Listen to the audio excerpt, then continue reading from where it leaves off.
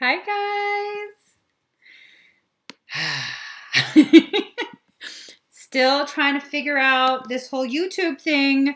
Thank you guys for joining me. I get all giddy because you guys, seriously. Hi, Lisa from Montana. Here's the thing. So, I was looking at some of the stuff on YouTube, and I'm just floored. I'm about to cry. I'm seriously about to cry because for the longest time, I've avoided YouTube and posting on YouTube because I'm actually introverted in real life. I'm very introverted, and it was just too much. It was too much for me. It was a lot to think that people might look at my stuff. And I did a video for Pisces. I did a reading for Pisces. And basically, my filter fell off. And I just started like really talking because I am a Pisces. It was kind of like the reading, I was doing it for myself almost. And I just started really speaking truth. And then someone came on and really pissed me off because I don't even want to get into it. But I was going to take that video down. And day after day, I get comments on that video about how much it's affected people's lives for the better. And I'm just like, oh my God, are you serious? Are you serious? And I guess I'm just finally starting to understand why my soul has been telling me your ass needs to be on YouTube. I've been hiding away on Facebook for about 2 years. But now I'm here with you guys, and I want you guys to know, like, it seriously means so much to me. It means so much to me. You have no idea. It's not that it means a lot to me because of any like, ooh, look, people are, no, it means a lot to me because of the fact, like, I see myself as a regular person. I don't see anything that I have to say to be, I don't know, anything really. I don't feel like it should affect you in any way. It's just like some random person saying random things. And you guys are helping me to learn. It's more than just random things. We're in this together. We're really in this together, and it's not me being put on a pedestal. It's me seeing myself reflected within each of you. It's gonna make me cry. It's beautiful to see that really the things I've been saying for years now about how we're really all in this together, we're learning the same things together. It's just so true. It's so true. I mean, I never felt like it was a lie, but to actually see it, like, wow. Wow. Oh my God. It's huge. So it's so huge that I was thinking this, okay? I'm going to tell you guys what I've kind of been thinking. If you've been with me since Facebook, you know I'm all about if I'm feeling the love, regardless of why I'm feeling the love, if I just have like an overflowing of love in my heart, I want you guys to feel it too. And so, the subscriber count has just been going and going and going. And you know what? I want to celebrate that with you guys. I seriously want to celebrate that with you guys. So, here's what I'm going to do, okay? This is what I'm going to do. I don't just read tarot cards or oracle cards. I do quite a few different things.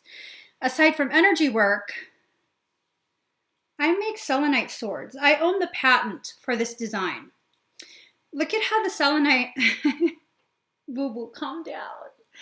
This sword has been with me for some time. Okay, this is a very special sword.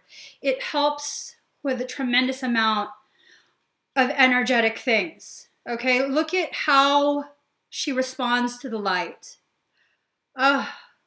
So much of my growth has been burned into this selenite. And I want to share that. I want to share that.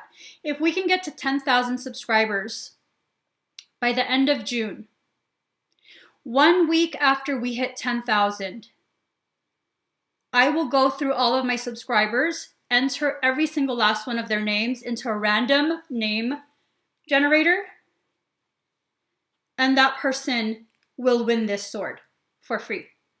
If I were to auction this sword, a sword like this, and you guys know me from Facebook, a sword like this would be like 800 bucks.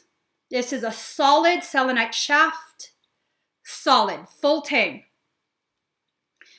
I'm gonna give her away. I'm gonna give her away.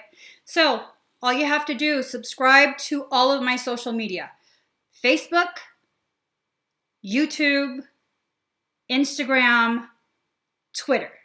4 things. All you gotta do, follow, subscribe, whatever the heck they call it for each platform, and you're entered.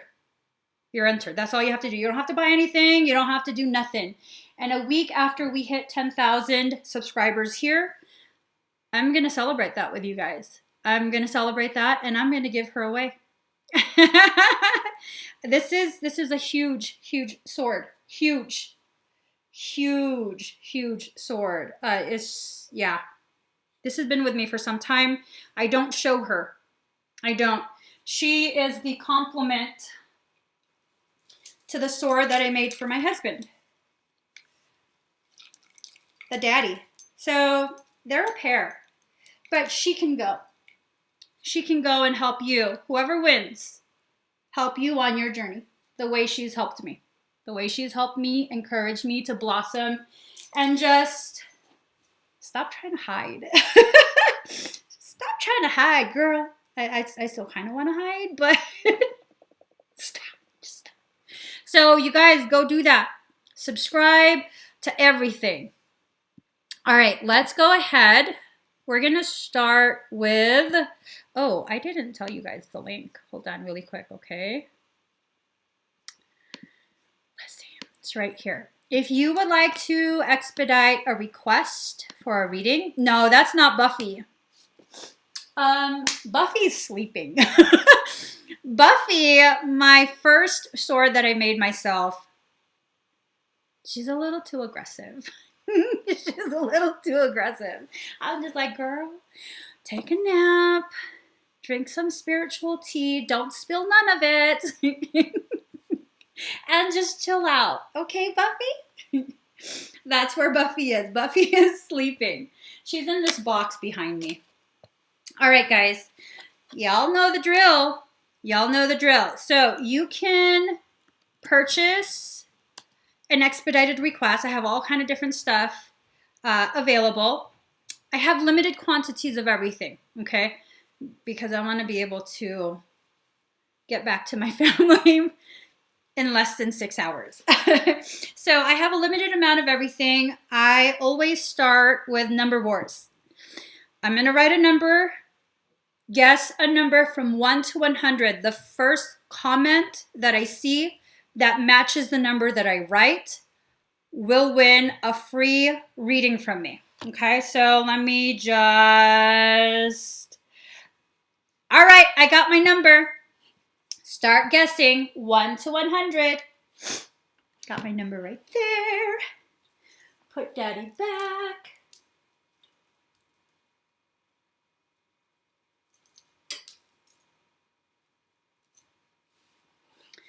All right, guys.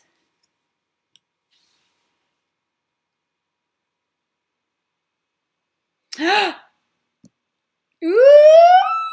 Okay, Jennifer Daniela, you won at 67. All right, guys, Jennifer got the first one. Let me just drink some of my coffee.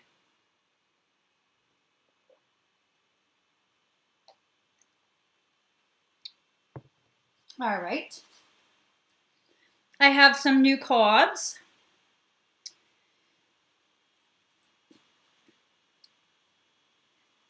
I'm all for little cards for some reason. These are really tiny, teeny tiny.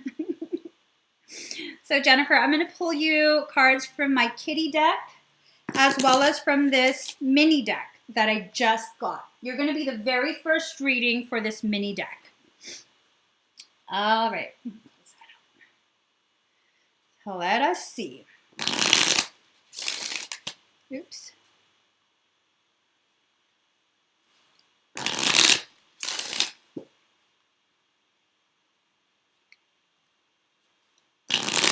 And you guys, you know what I'm thinking? Okay, let me just stop. Let me just do Jennifer's card. All right. Ooh.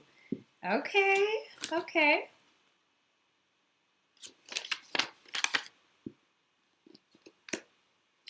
Okay, so your first card is 2 of Diamonds, and it's about self-directed motion, okay? No more listening to other people. You have to begin really, really listening to that internal guidance that all of us have. Stop doubting yourself. It's healthy to question, but the doubt has to stop, okay?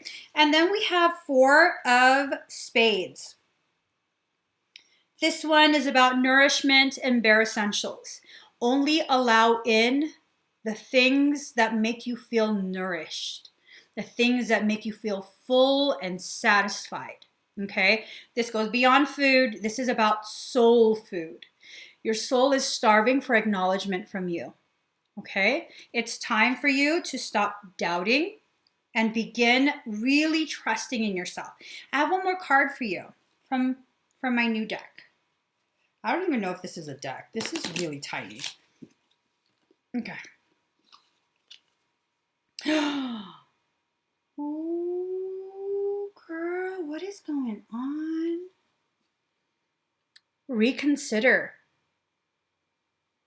Jennifer. What is going on? There's something you need to reconsider. I almost feel like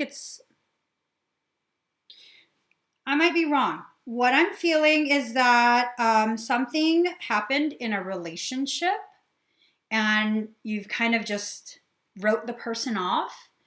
Not necessarily told them they're written off, but you've just like, you have to reconsider that. Not take them back. Not take them back in. You know, it might not even be a romantic relationship, but it might be like a friendship type of relationship. But don't be so quick to write them off. I think there's something in the situation, in the circumstance that you're supposed to learn, but you haven't quite learned it yet. So just be mindful of completely writing them off, okay? All right, Jennifer. Let's do one more, guys. Oops. Let's do one more. Let us see.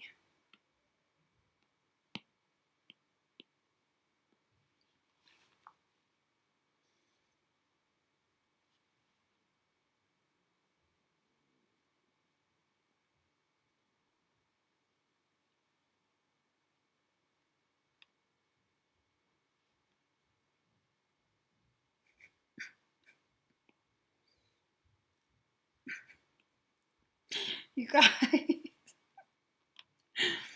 Oh my God. All right. Pick a number from 1 to 100. Hi,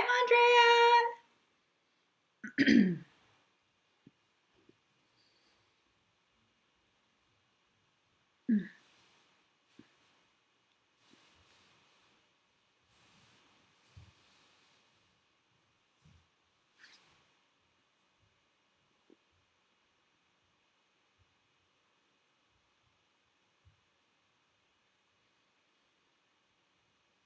Let us see. Dun, dun, dun, dun, dun, dun, dun, dun, dun, dun, dun, dun, dun, dun. And yes, that was a Christmas song. Wait. I saw the number somewhere. Hold on, guys. Hold on. Jamie Parker! You won at 91. Jamie Parker. Do, do, do, do.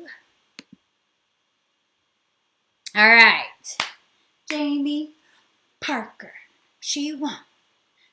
Or he won. I think Jamie is a female. I think so. Let's go ahead. Get started.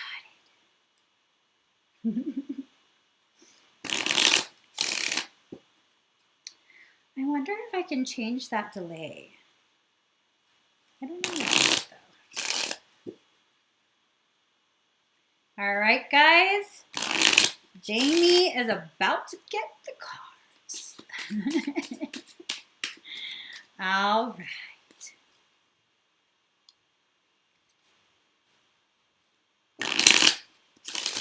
I knew it! Jamie's a girl. Okay. Ooh. All right, let's see. Let's see. All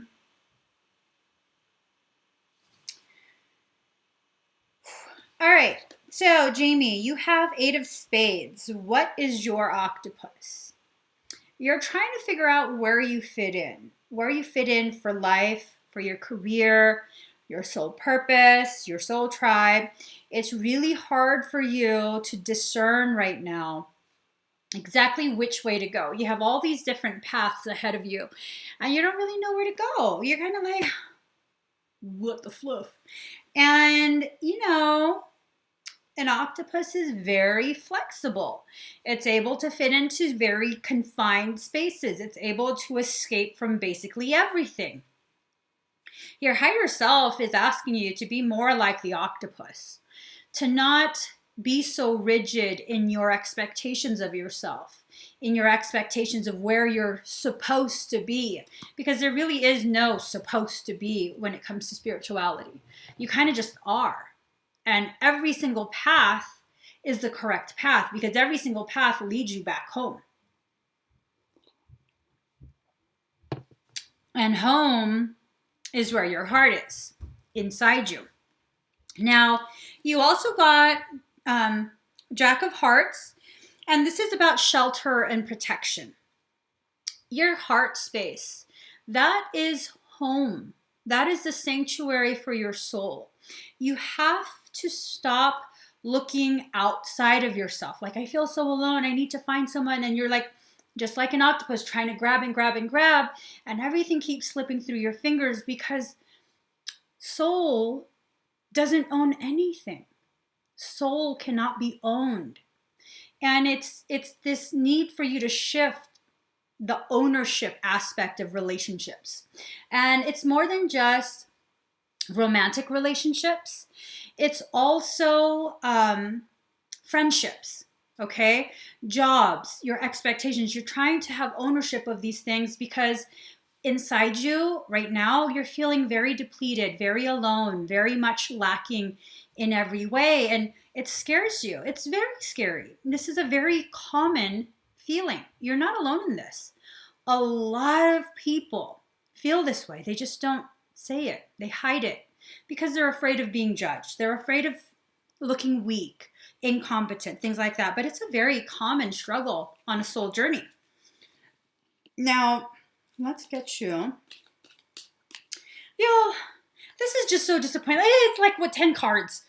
I'm not trying to sound ungrateful, but I thought I paid for an actual deck. I was like, what is this? Are these stickers? Where's the deck? And my husband's like, I think that is the deck. Well, damn. It's okay, though. Jamie. Focus on what you're thinking of right now. You're hatching a plan right now. I could feel it. You're hatching a plan of how you're going to stop this and get your life right. This message is from your higher self, okay? This is from your soul. Whatever you're planning, no. No. You have to stop it. Stop planning. Stop trying to control the way your life goes.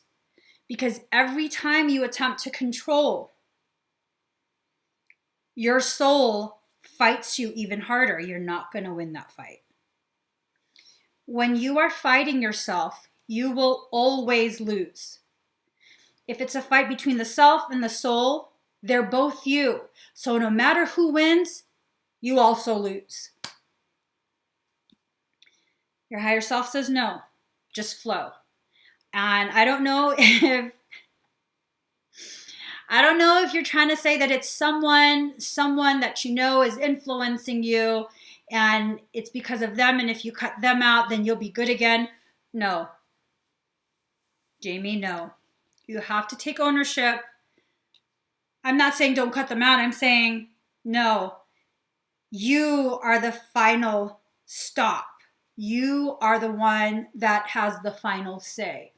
So if it doesn't stop at you, then you're responsible. Okay? Just allow yourself to flow through it, because, girl, your higher self is getting ready to break you. Okay?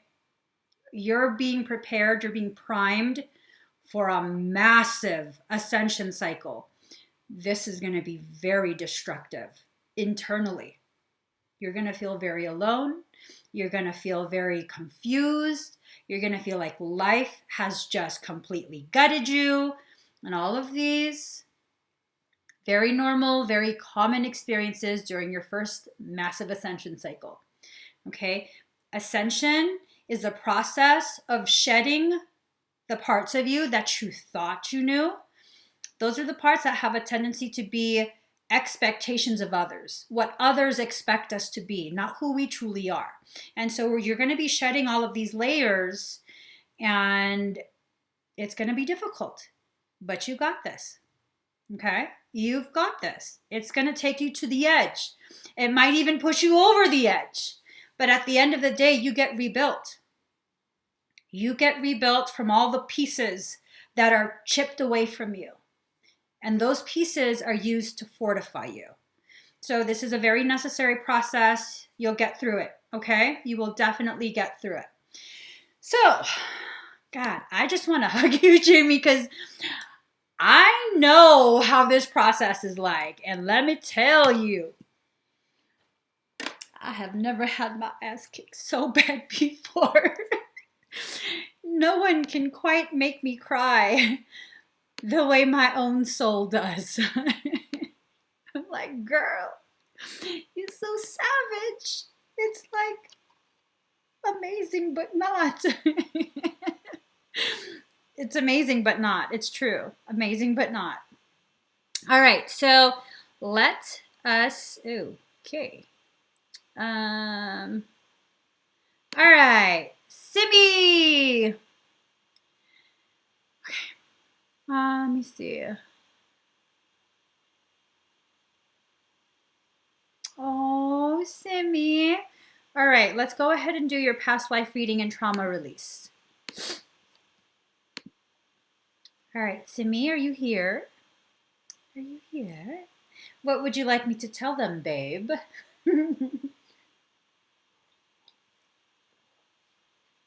Podcast Bay is here! All right, Simi is here. So right now, let me just move the sword. I'm going to go ahead and do a past life reading for you. Bella! Hello, Melissa. Okay. Let's see what's going on, Simi.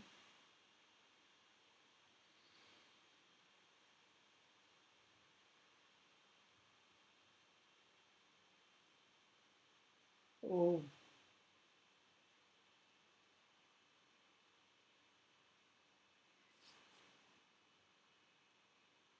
This is intense. This is intense. Simi, what I'm being shown It's a very old life.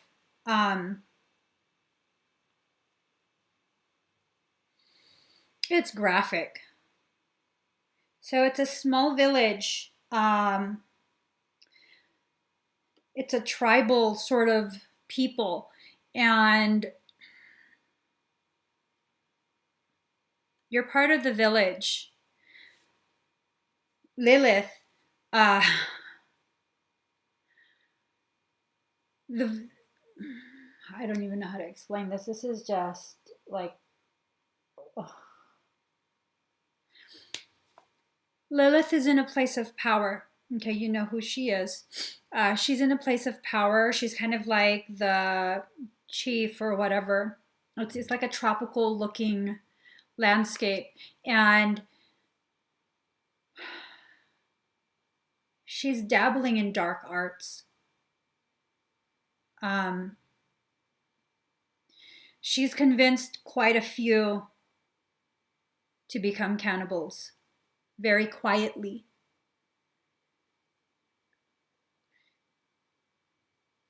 Your husband, your daughter, they're a part of this life.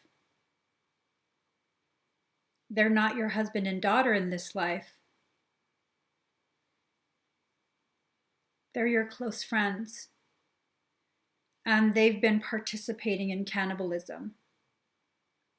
This seems to be like, I don't know if it's maybe like Micronesia or something. It seems like a tropical island. I feel so sick. Oh my God. And nighttime ceremony. She takes a select few and they go island hopping. They go to a different island. It's a little bit of a distance, but you can make it before sunup. Excuse me.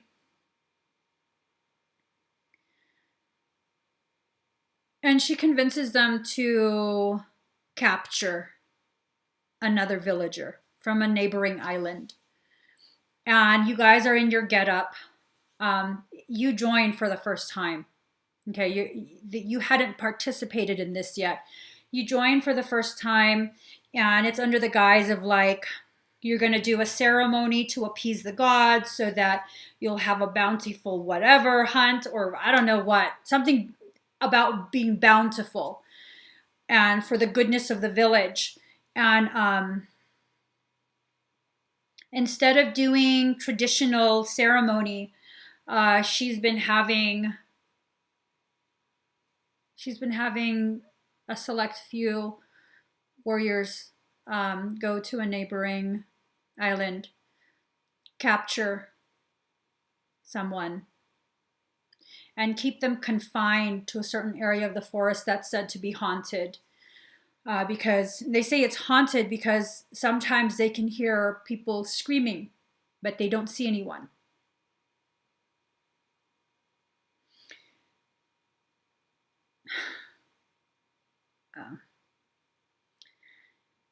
I don't see your son. I don't see your son, Simi. Just husband and daughter, and Lilith, and Twin. Twin doesn't know what's going on. That was your best friend.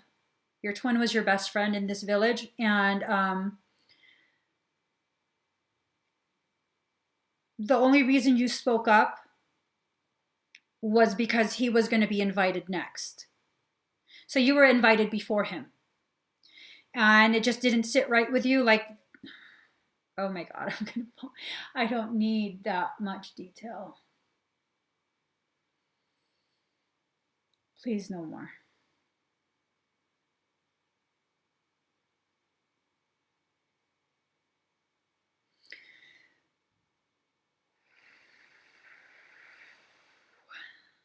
That's just a lot. That's a lot.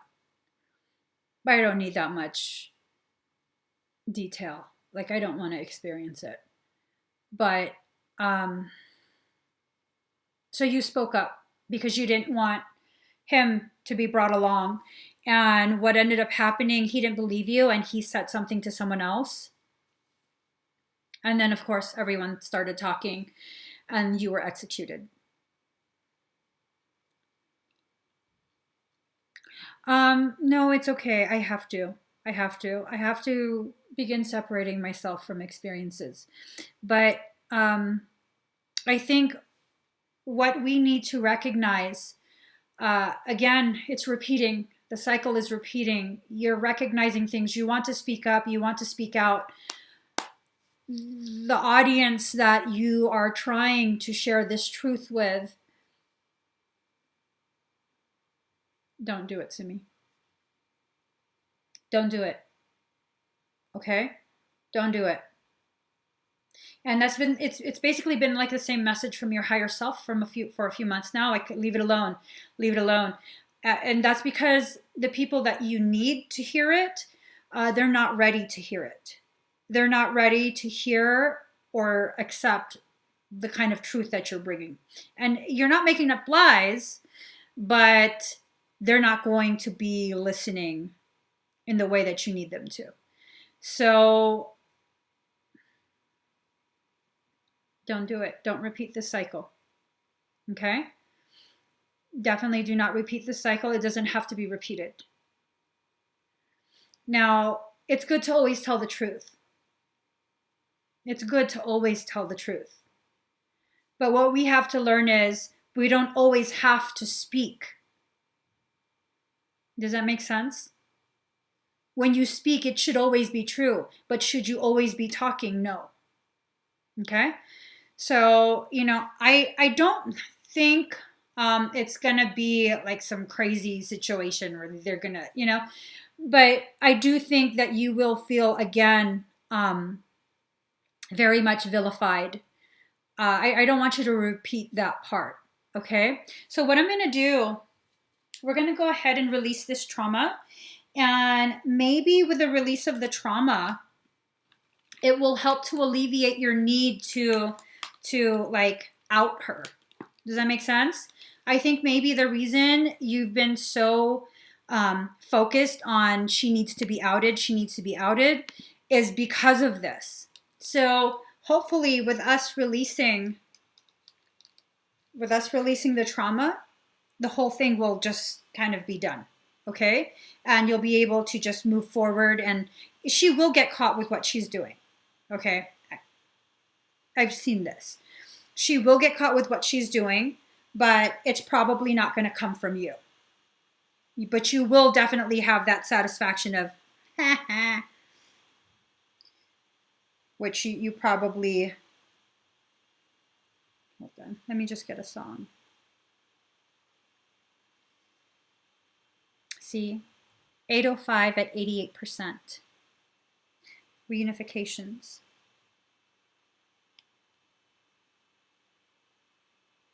Oh, wait. What did I just do?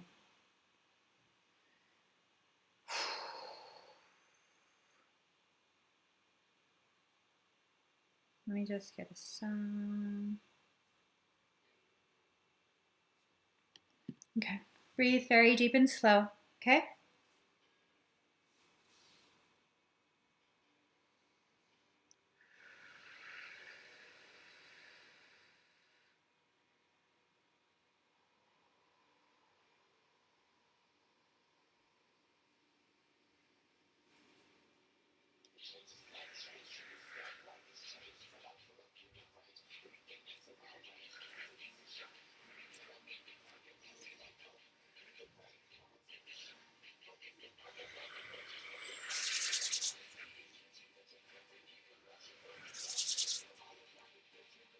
Simi, I have to scan you.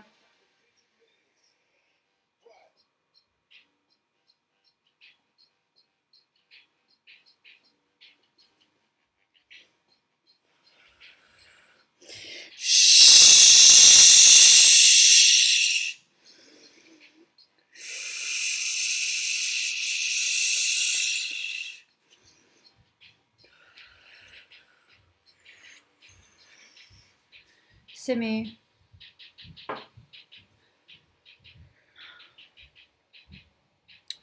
I cannot complete this. You have 2M again. Hop off the live, message my business page. I'll have Frey take care of you, okay? Message my business page. I sedated everything and can find it. You have 2MT, okay? Everyone in the audience, I'm gonna do clearing really quick. Everyone's perfectly fine. Permission from your higher selves. If you're sensitive to energy, please have a seat. Breathe very deep and very slow.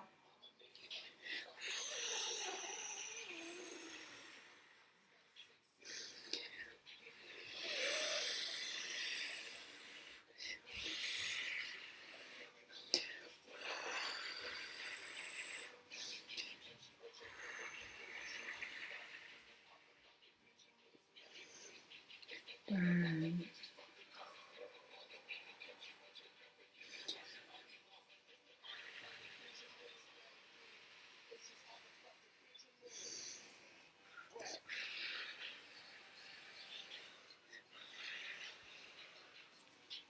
Burn. Burn.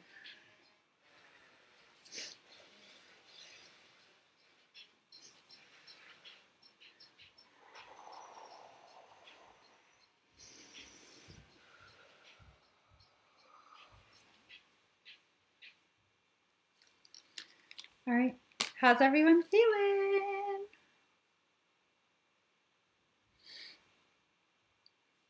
So the numbers was from Number Wars. It's a game that we play. We're not playing it right now, but what I do, I pick a number from 1 to 100, and if you guess the number, if you're the first one to guess the number that I see, then you win a reading. So, oh, I don't need this yet. Hey, Daddy, if you're on the live, please hop on the Facebook page and message Simi.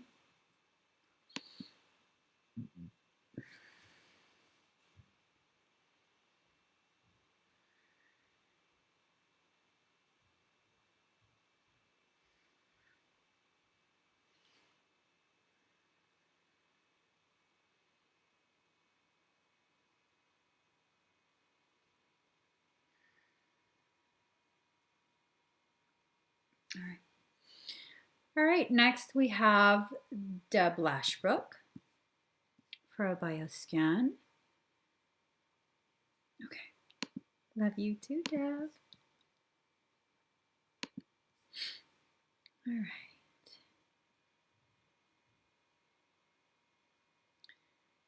All right, Deb, are you here? And for people who are just coming on, I had announced earlier, once we hit, I make selenite swords. This is a full tang, full blade of selenite, pure selenite, and I do own the patented design. Once we hit the 10,000 subscriber mark, 1 week after we hit that, I will be choosing from my subscribers list, randomly choosing a person to win this sword. You have to be a follower here, Instagram, Facebook, and Twitter. Okay? That's all you got to do. That's it. You don't got to tag anyone, nothing. You just got to follow me on all 4. So Deb, let's go ahead and do your scan. All right.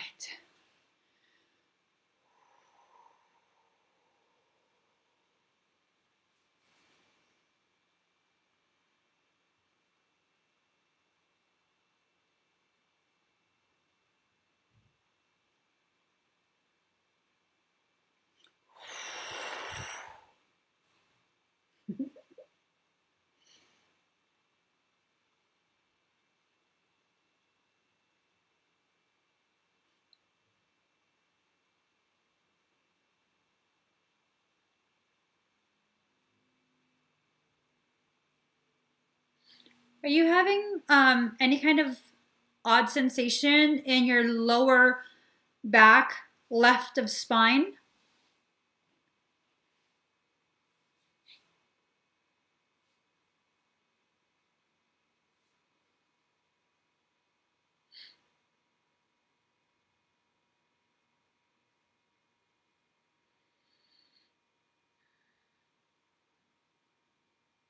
And I know there's a lag on my end as well. So I think it's like a 20-second lag. You are. I see something there.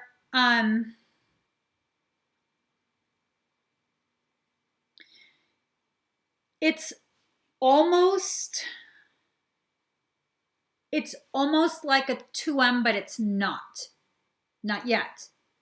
So I don't know if your mood has kind of been a little bit more aggressive the past few days. Lower left, just left of spine, just above your iliac crest.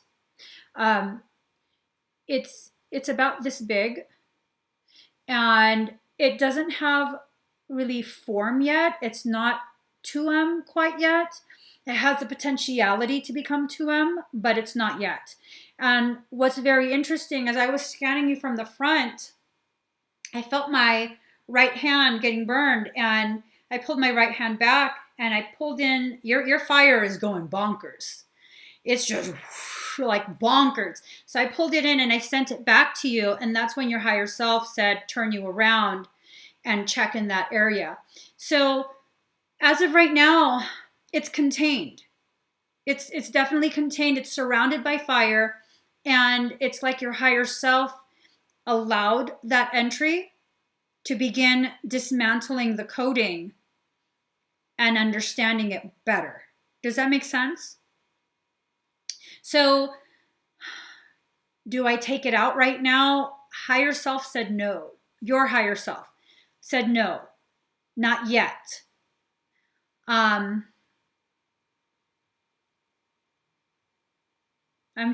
analyzing it a little bit closer.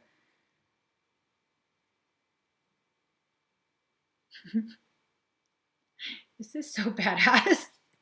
So if you look at a DNA, like a double helix, and it has the ladder rungs that connect to each other, that keep the two strands together, right? And depending on the pairings, that's what determines what the DNA is instructing. Now, what's badass is your higher self. your higher self. I like her. So the rungs are connected, and it's wound real tight. The rungs are connected, and every time it starts to generate a charge to instruct the instructions within that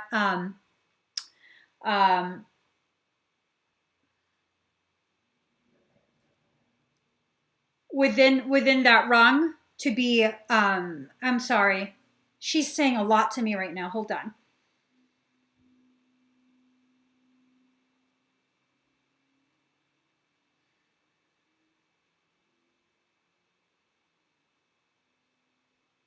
I'm not allowed to say this on the live. Give me 1 second. I'm going to send it to you over Messenger.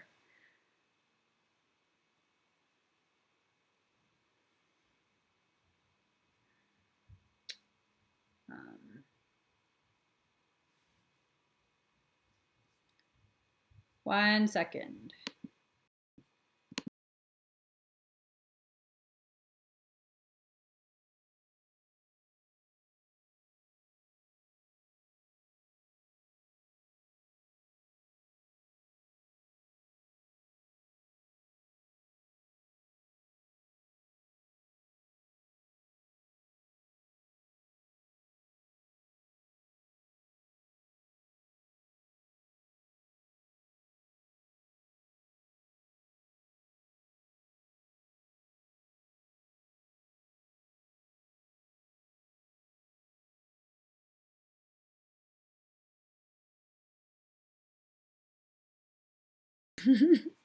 Okay.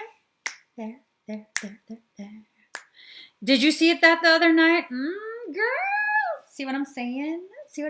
You got this. You totally got this. Let me see. I want to get a few things, but I want you to tell me what I would need. Marquette, here's the thing. I used to do that for people, but it teaches you dependency on me. What I want you to do, look over the list of things that I'm offering tonight, the list of expedites. Choose the ones that call to you.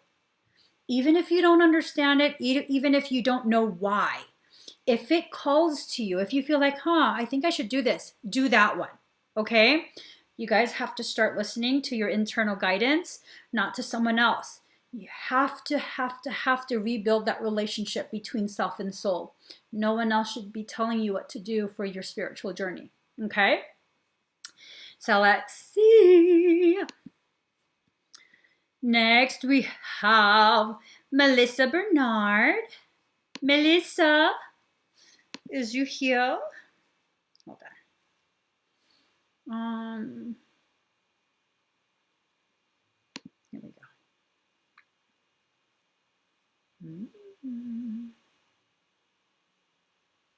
Uh-oh.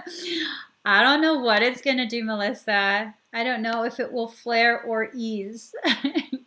You're welcome, Deb. All right, Melissa's here. Hi, Hina. All right. Let me put on a song.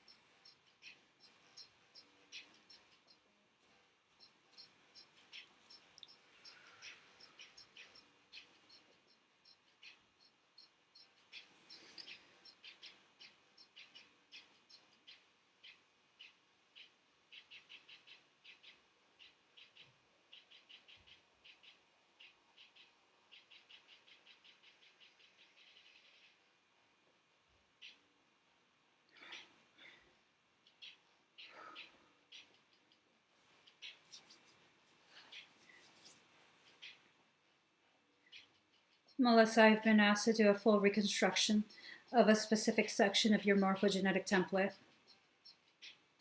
This section acts as a bridge to a very intense section.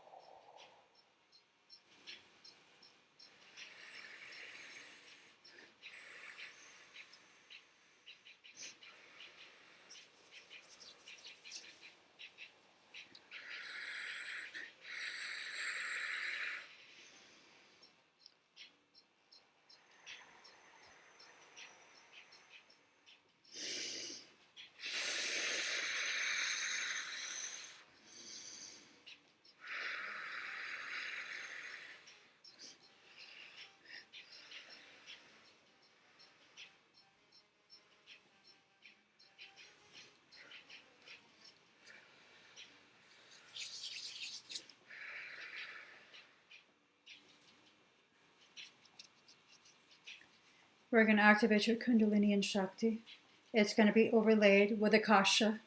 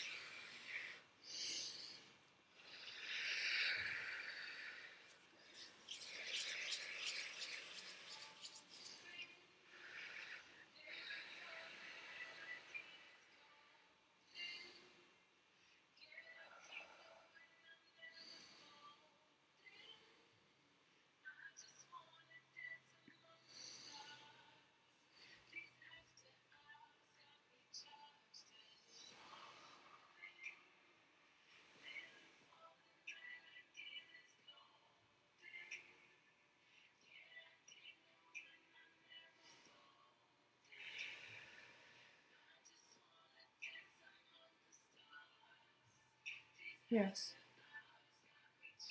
Yes.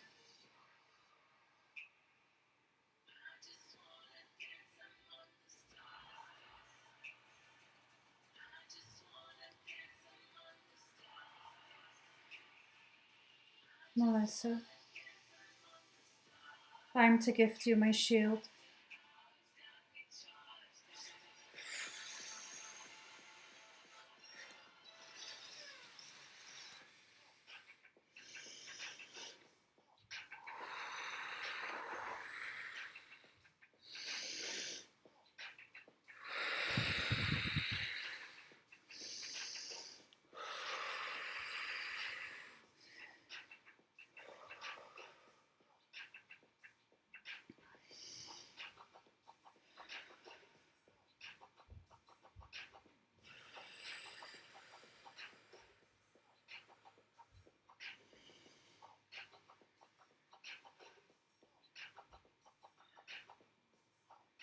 Put up your left hand, palm facing me.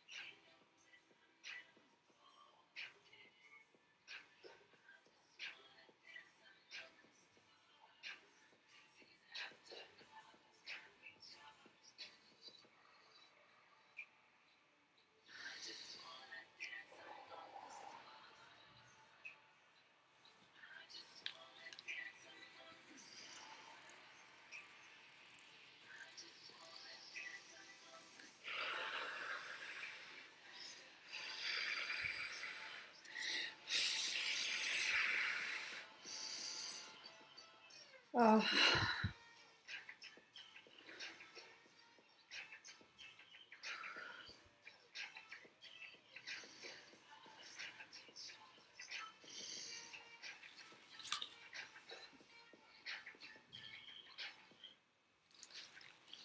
How do you feel?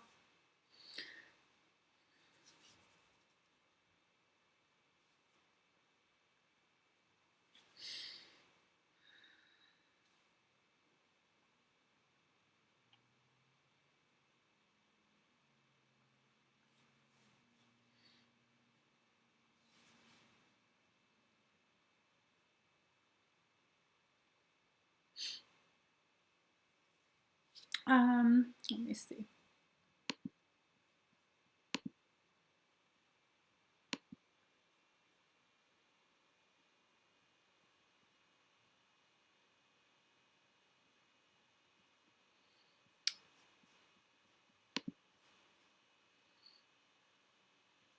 I know, like seriously, wow. um, no, I don't do super chat for the readings. I'm sorry. I haven't figured out how to do the super chat. You can super chat me all you want, but I don't know where it goes. So there's not too many people, Sammy. Let me see. She said, I had like a 30-second yawn intake. Hands are numb. Left leg was tingling. Oh, man. Girl, I'm all sweaty. I'm sweaty everywhere. My ears are ringing. I don't even know what to do with myself.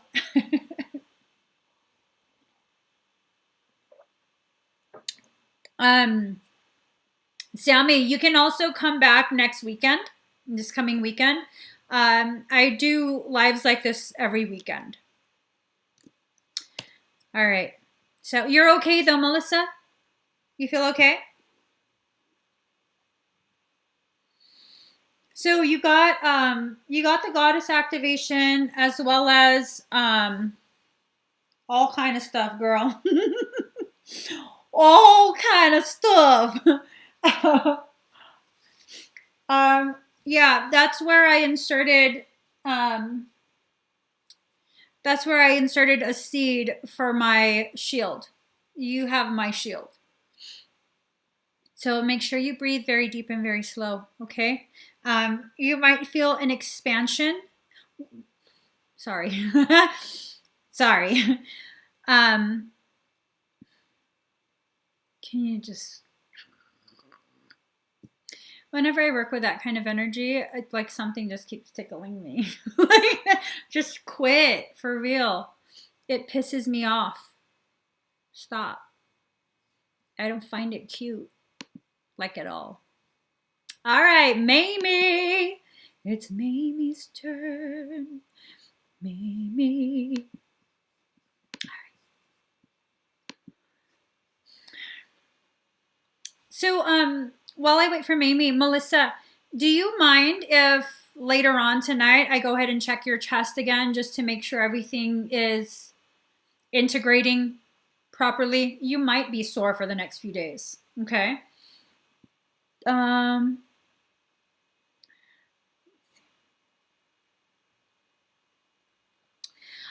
Dream, you can go to the link that I commented right now, and you could expedite a reading that way. All right, Mamie's here. It was for the goddess. Do do do do do do do do do do do.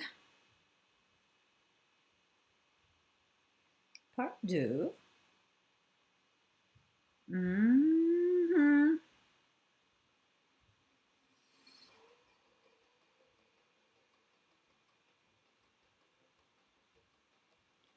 All right.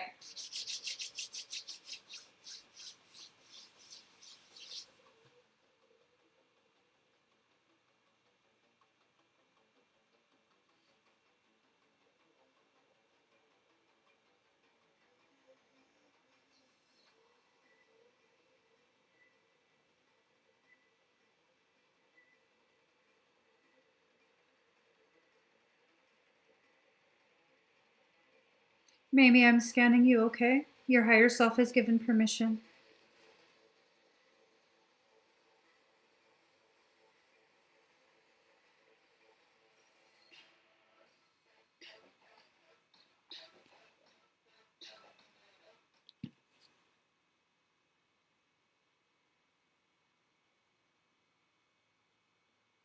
Have you been feeling okay?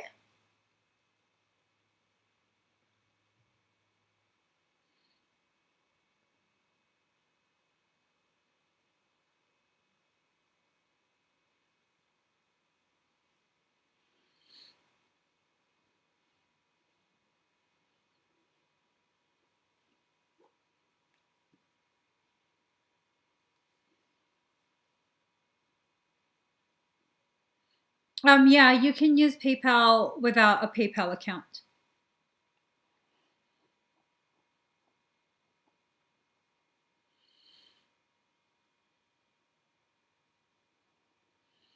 So I'm just waiting for Mamie.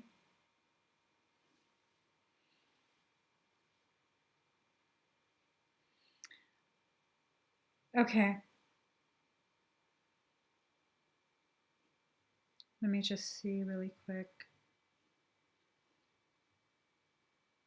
Has that been going on for about a week? I'm hearing 3 weeks, but just more intense in the past week.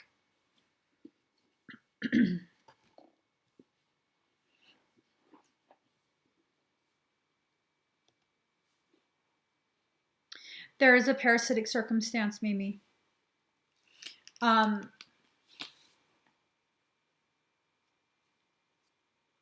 trying to determine how it breached your shield because your shield looks fully intact.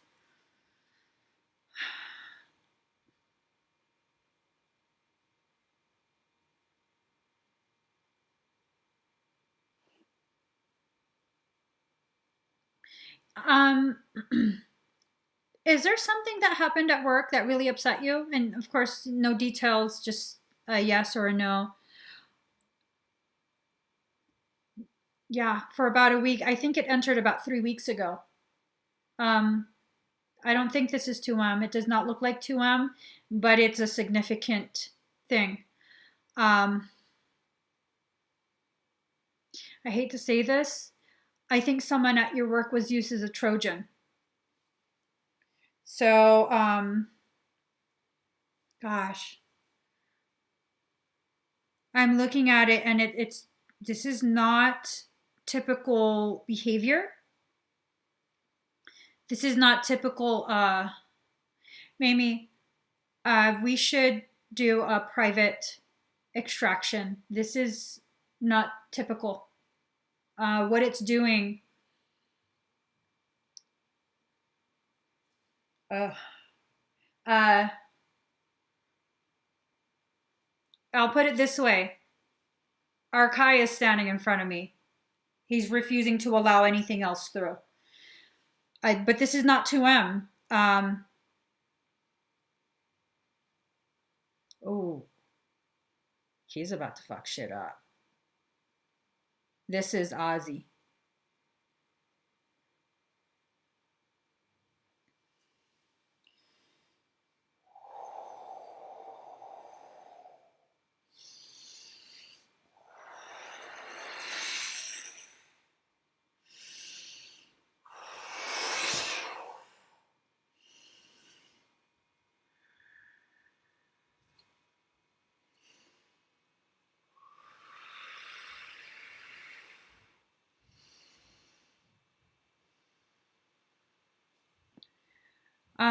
Message my page, okay, Mimi?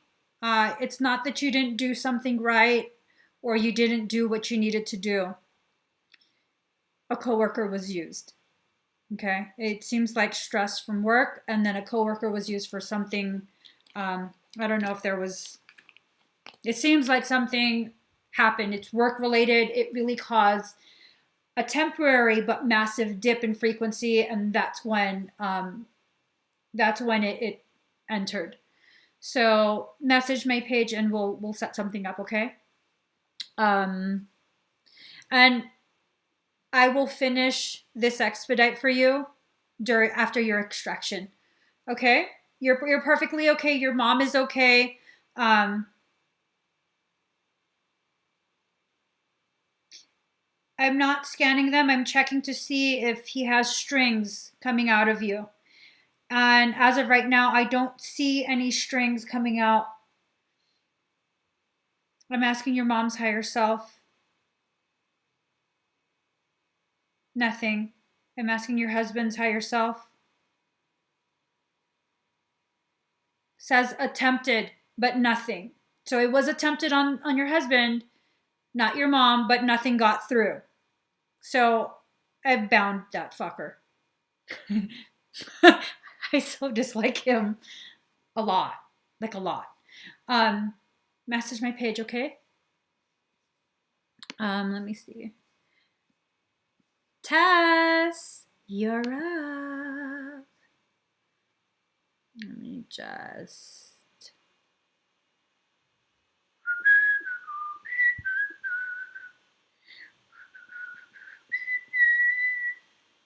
Ba ba ba ba ba ba ba.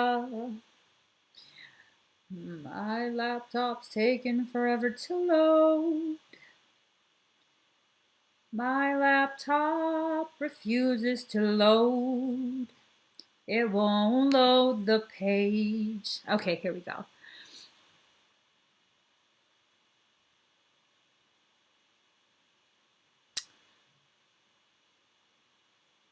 Okay, so we, ooh, dragons. Okay, let me see. So, Tess, for your scan, just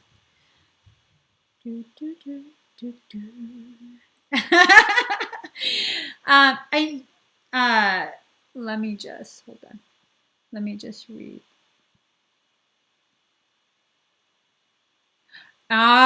So it was 3 weeks ago. Yeah, because I felt like it's been a week that it's been kind of ramping up, but then your higher self says no, three. I said 3 weeks. So that's when the entry. And he is a douche. You're welcome, hon. All right, Tess, you probably should be a moderator if I knew how to do that. All right, so Tess, for your bioscan, is there anything in particular that you want me to scan for, or just a general scan? And even if you do specify something to scan, and there's something else that ends up getting my attention while I'm scanning for something specific, I will tell you. So,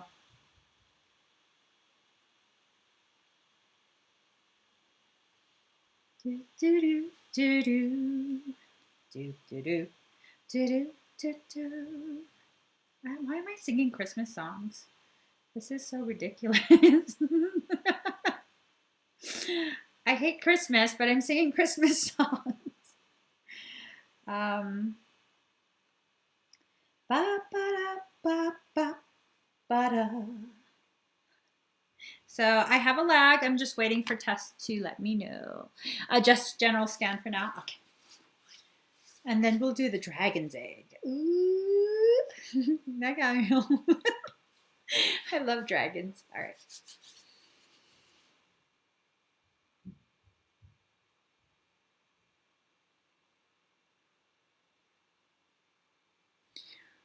You have a guide. So this is not just a guide, but this is also a very, very dear friend of yours. It's to the left of your head, slightly behind you, but it kind of leans its head forward and is just smiling at me. It looks like a dolphin. It's a cetacean. It totally looks like Flipper, the dolphin. And it just has that look on its face. Hello? Hello? Let me just... Okay.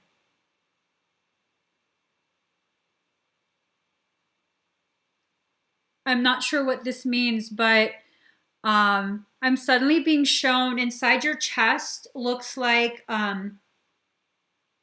it's like ivy. It's almost as though we're in a forest suddenly, and there's ivy on either side of a small brook. And then to the left of it, just below that, is it's a dead bird. And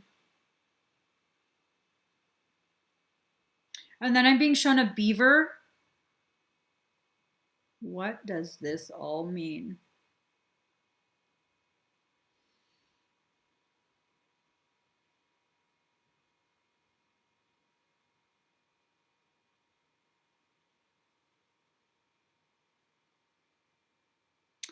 Oh my gosh.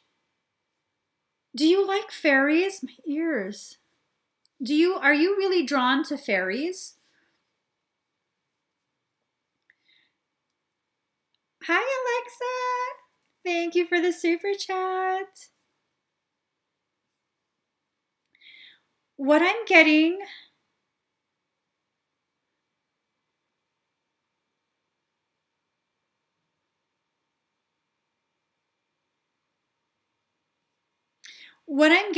is at one point in your soul's history, you are part of the Devic kingdom.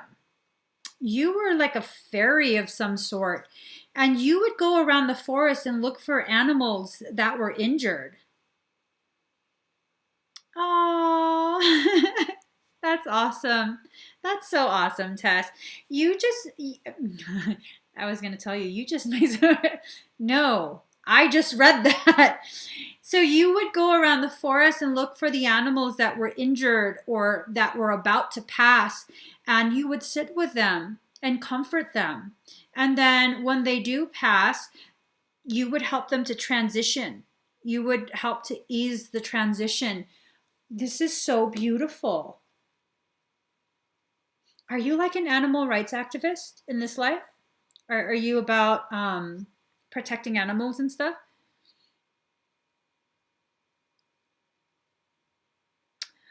Aw, that's so sweet. They played music for you.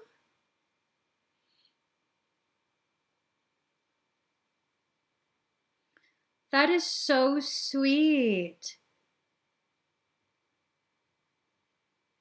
So, what I'm also being shown is that like they're trying to encourage you to you, man, you've had a lot of lives, a lot. Like a lot. All kind of different species, all kind of different galactic lineages. And it's almost like I almost want to say like you had to try pretty much everything just to experience it. So, um, the friends that you made in the Devic Kingdom, they totally want you to become aware, just like the cetaceans want you to become aware. They're trying to encourage your etheric fairy wings to come out. And I think once that happens, um, more of your fairy memories will return. But a lot of it, again, it's tied to animals, specifically birds. It looks as though you are also a blue avian. They're highly sentient, highly intelligent, very compassionate. Um, but yeah, you've had a lot of lives, girl. But how does this, I'm asking your higher self, well, what other information?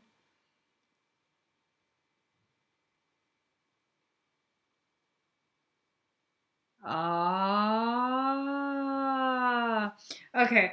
The reason all of this information is coming up is because it's like your higher self is trying to let me know more and more of your soul family, meaning the families that the family ties that you developed in the different lives that you've lived. It's almost like there's a line. They're each waiting for their turn to kind of come to the forefront of your awareness. And as more of this memory comes back to you, soul memory of the different lives, you're going to begin pulling in higher and higher frequencies. Now, here's the problem. Usually, the energy is allowed to come in and just go right through you, anchor into Gaia, and that's how we help her to rise, right? But because you're very analytic, the energy is accumulating at the base of your skull, the very back base of your skull, right, um, right above your hairline. Are you having any odd sensations in that area?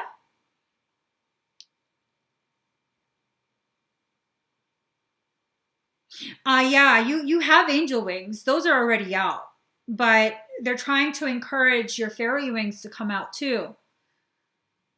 So I'm concerned about the base of the skull area because it's like you constrict the flow of energy just beneath it. And so a lot of energy accumulates at the base of your skull. Now, I'm wondering, let me just look.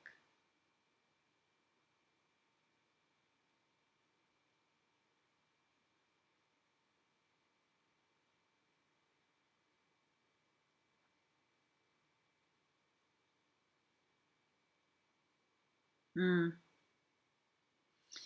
There is a parasitic, um, there is a parasitic influence, and this one concerns me because it knows my energy. And I had to look specifically for residuals, a specific type of residual, because once it senses that I'm going to have some sort of interaction with you, it completely releases. So there's no way for me to detect it unless I'm specifically looking for the like tiny bit of residue that's left.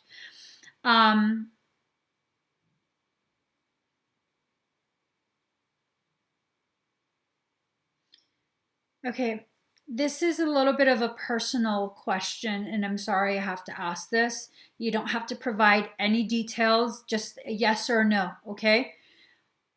Have you experienced extreme trauma previously in life? Like extreme physical trauma?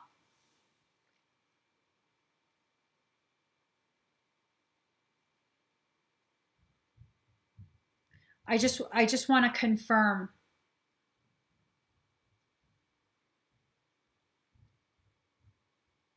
because I believe it's one of two, and I want to determine which one.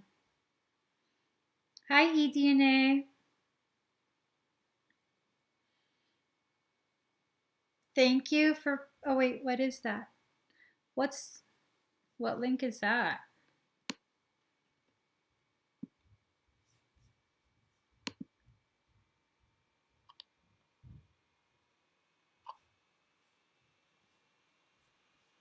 Okay. It not in this life? Okay.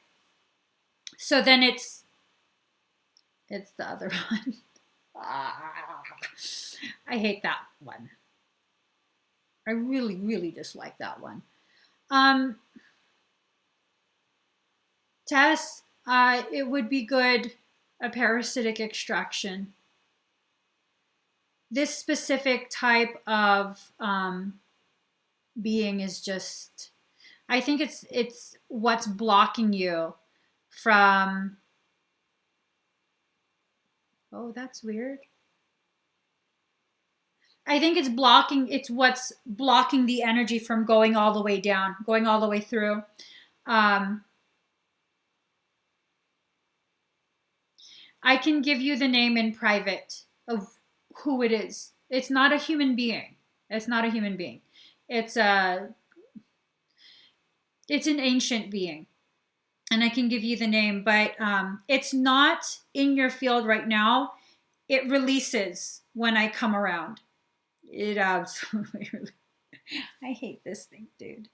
So what I'm gonna do, I'm gonna go ahead and finish your dragon egg and field primer. Um, I'm just checking to see if it's right outside your shield or if it's completely gone.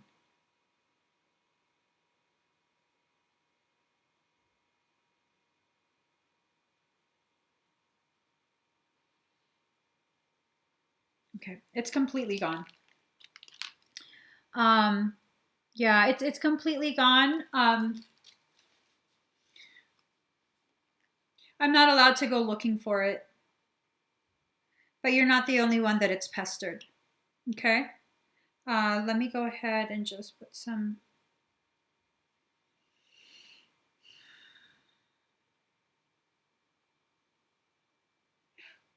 No. Oh, that hurt. Excuse me. I burped so loud.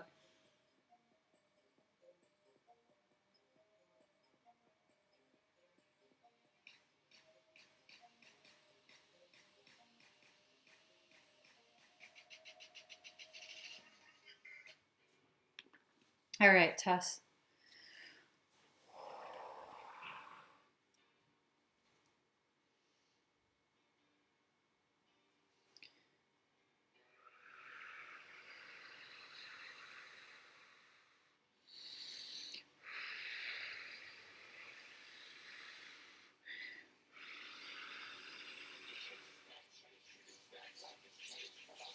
You might feel tingles and warmth in your sacral.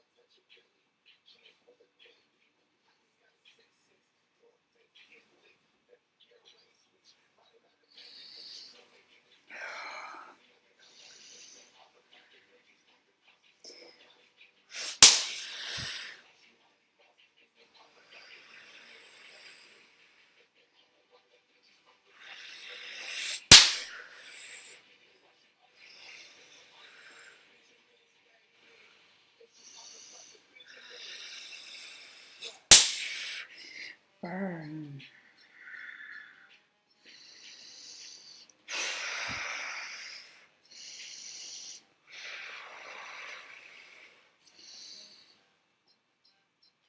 Winter.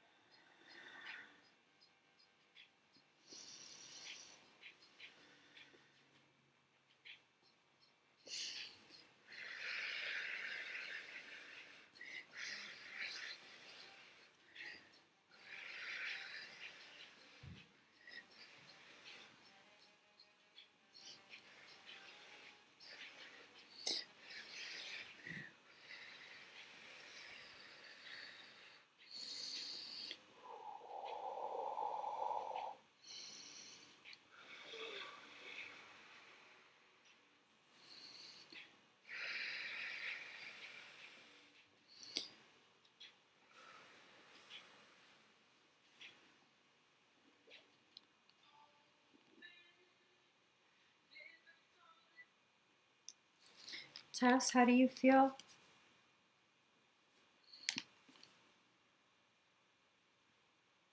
Hi, Eric.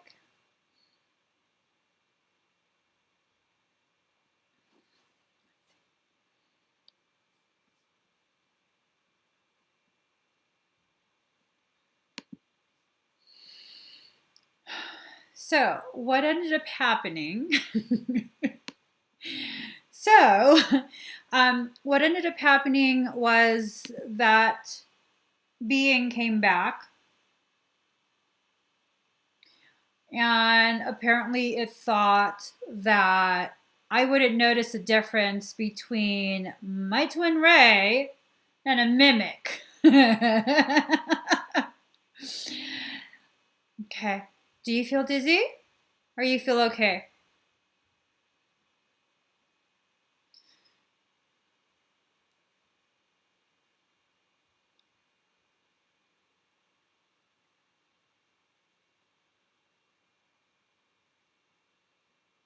Okay. The dull throbbing in your left arm is one of the anchor points that this being was using to hold on. Do you feel okay now?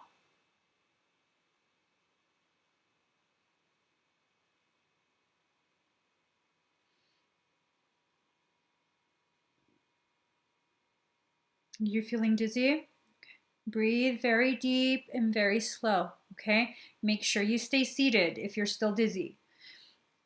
So it came back.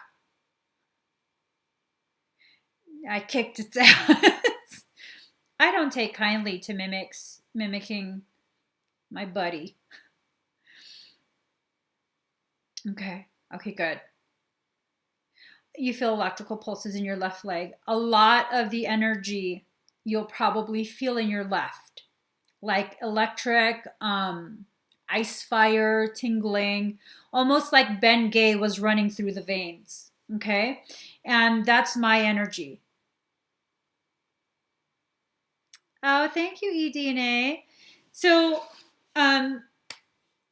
because the dragon's egg, I had to re-sterilize the entire sacral.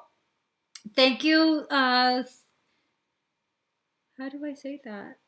Selecoinas. That's beautiful. Selecoinas. Thank you for the super chat. Yeah, I kicked his ass. What you get. So I went ahead and I re-sterilized your sacral, and then I removed the dragon's egg and I lifted it up to your heart space. Because your heart chakra is really developed, I mean, it's highly developed, your heart chakra. The chances of something breaching the heart chakra is slim to none for you in particular. Slim to none. And what's going to end up happening, because I overlaid certain types of protection over the heart chakra, anything that tries is going to be a crispy critter. Right? Just too much. It's going to be a crispy critter. And the dragon's egg is in your heart space at this point. You already have a dragon energy that's kind of, it's just outside your auric field, but it's shy. Okay, so it might take a little bit for it to come and, you know, begin bonding with you and introduce itself. But it has been with you for a little bit. At this point, it has been with you for a little bit. It hides, though. It's very shy. Very, very shy. So let's see. Have you been working on your heart chakra? Good. It shows. The work that you've done on your heart chakra definitely shows. It's highly developed. And I don't see any like injury or anything in the heart chakra. There's nothing to fix. It's very healthy. How will you know when the egg hatches? What's going to end up happening, you're going to begin feeling a presence, okay? Not like someone has entered the room and you're scared. But you might start seeing like sparkly stuff on your periphery. Usually the spark, that it's like a flash of light, that's angelic presence. Now this is like kind of like sparkly floaters on the periphery. That's your dragon. And you'll begin feeling as though like a puppy could have entered the room. It's kind of like that energy because it's still very timid and a young type of energy. It's not young, but the energy feels kind of young and innocent and pure. So it's that kind of feeling that you probably end up getting. I want to say for you personally, Tess, you'll probably begin actually seeing a dragon-like being on your periphery. So, and I know your eyesight, your etheric vision is developing. It's well on its way to developing. Okay, so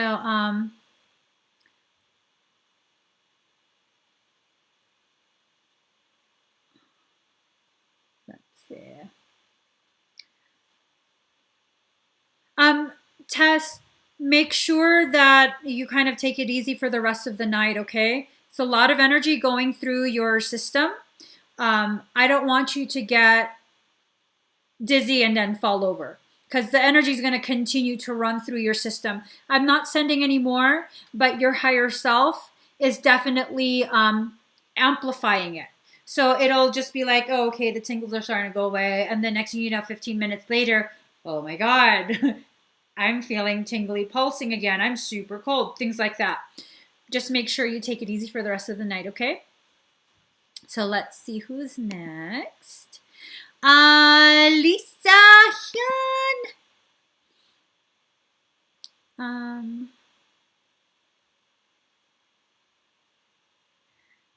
All right, Lisa.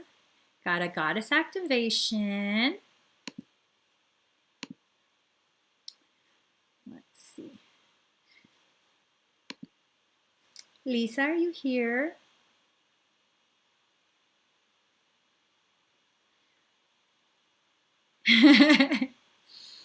Thank you, Toya. So, you guys, really quick, I'm going to put a link up. Once I finish with Lisa, I'm going to be shutting the link down. So if you would like to purchase an expedited request, please do it now. Or wait until next weekend. Okay, guys? All right, Lisa's here. All right, so breathe very deep and very slow. Oh, let me drink some more coffee.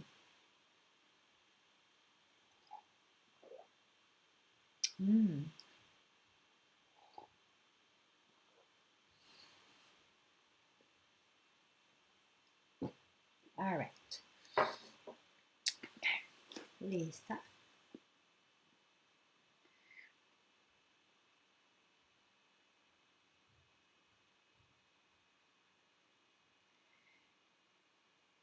Selicoinas, I know you're hurting, but please contain yourself, okay?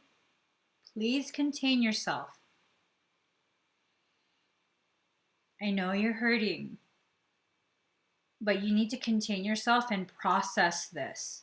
Whatever's going on in your life, you have to process it, okay? Give yourself time to process it. There is nothing anyone can do to fix this, okay? Let's please be fair to the other people that are here as well. So, Lisa.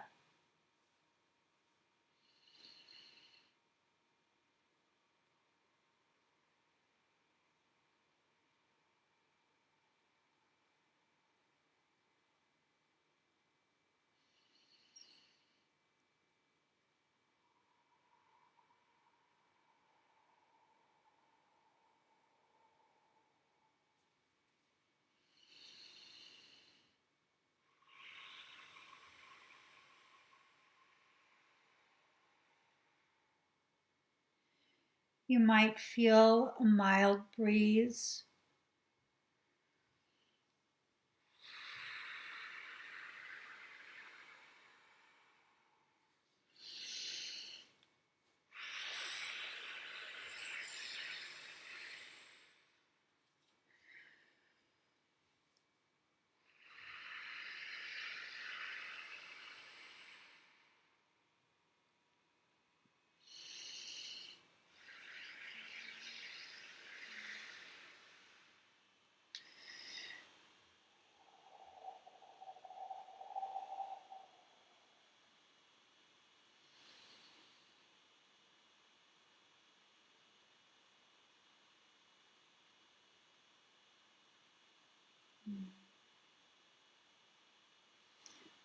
That was so beautiful. Lisa, that was so beautiful. I did not realize it until this moment. Like, I've never really stopped to think about it, but you come from an air tribe. I didn't realize there was an air tribe. I know there's weather benders. I know people can like bend certain elements. You come from a group of souls that tend to the wind, to air.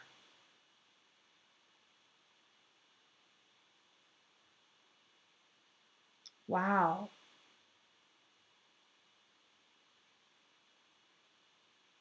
Wow.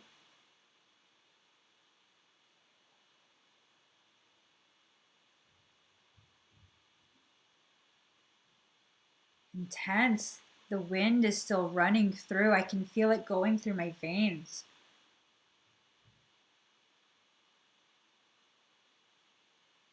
How do you feel?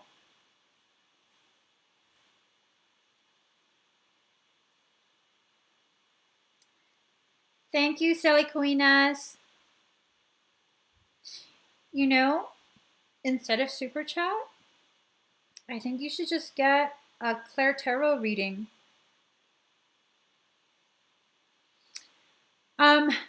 Yes. You felt it? What? What? You felt it?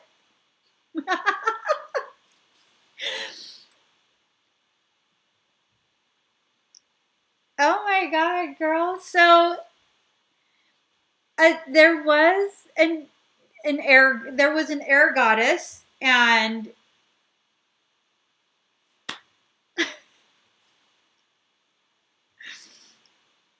I'll just tell you this.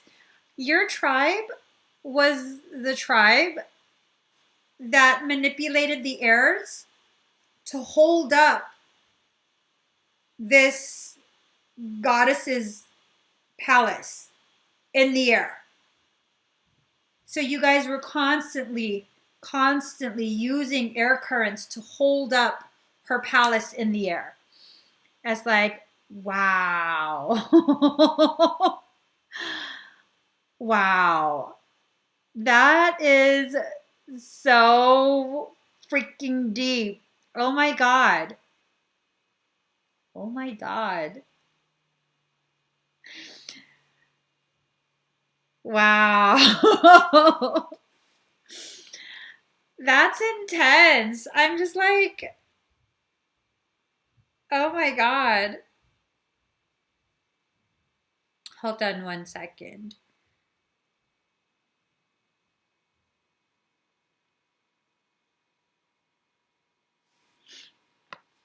All right.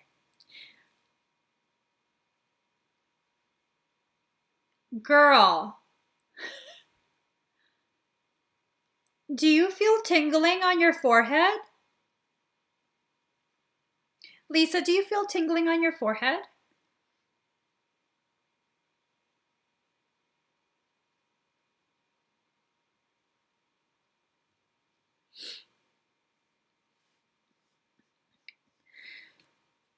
It's intense. I thought I was the only one that could feel it, but yeah, she definitely came through.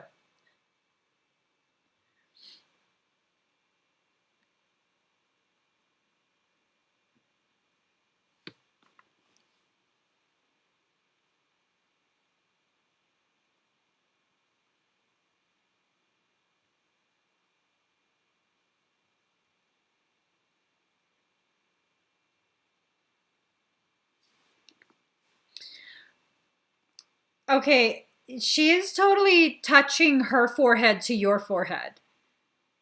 So, like, wow. Wow. Wow. This is totally tickling me. Oh my God. That's intense. Okay, so let's see. Uh okay. Um Next is Jessica Dively. Let me see. So past life trauma release. Scan. Jessica Dively, are you here?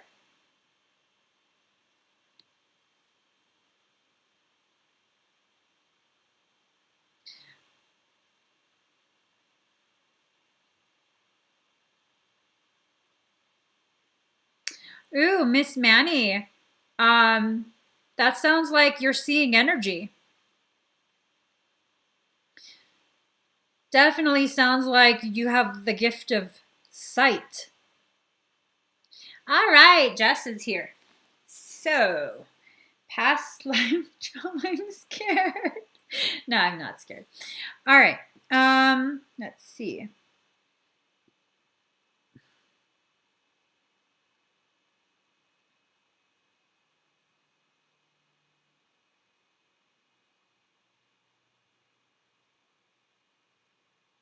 This is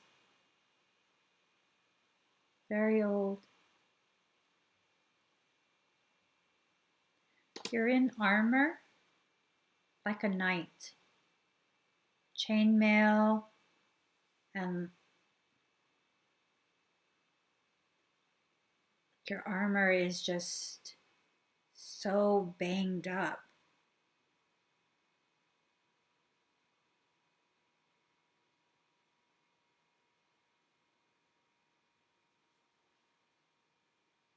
Um, I don't quite know how to make sense of this. I keep hearing King Arthur, but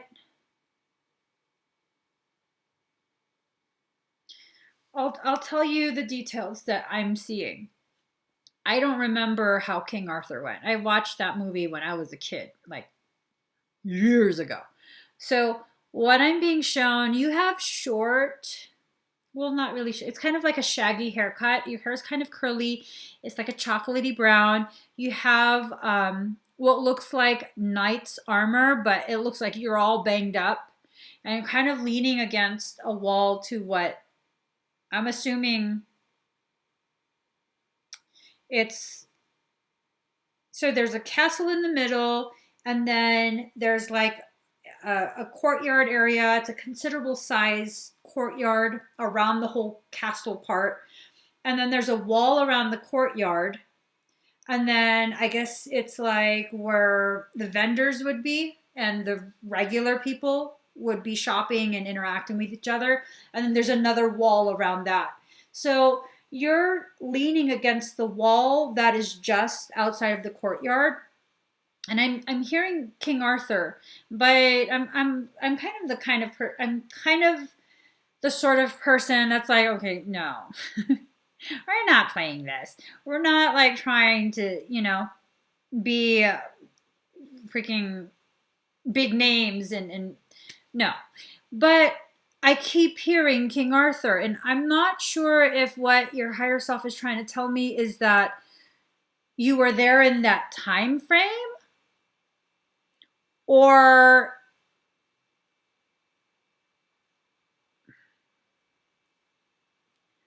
maybe you guys can help. You got hit in the chest real hard. And it's like this sense that you were jousting.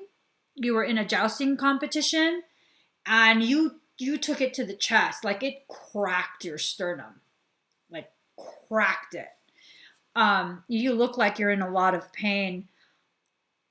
I want to say you experienced cardiac trauma. Like that damaged your heart.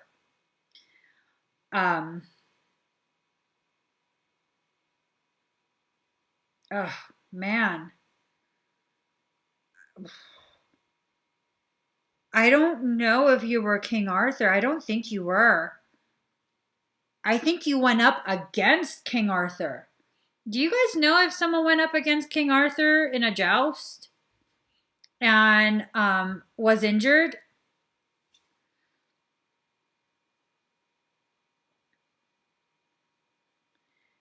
Because if someone did, that was you. Do you still feel phantom pains in your chest? Araceli, I'm not doing readings through Super Chat. Do you feel phantom pains in your chest? Like randomly, like a sharp pain, and maybe you've had it checked and there's nothing. Is your heart always? Oh, don't say that. Don't say that. That makes me feel bad for you.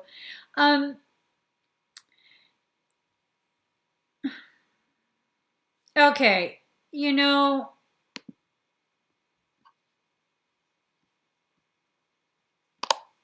me 1 second, guys.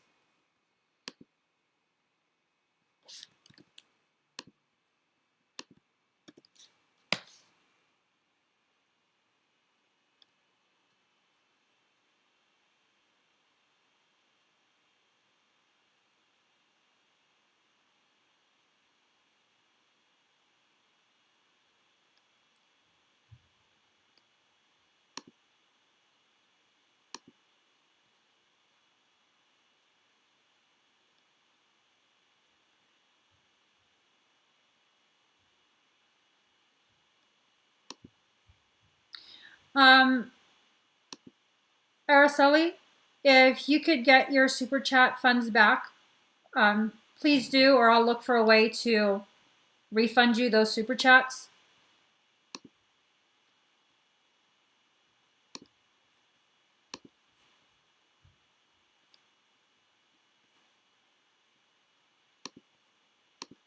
All right. Sorry about that, Jess. You do have pains in your rib cage from arthritis, and you do have heart problems. Oh, damn. You do. That's intense. Because I don't know how jousts work, but you took that to the chest. I don't see the joust, but I see you after the joust, and you're messed up, dude. Like, it looks like you're in a lot of pain.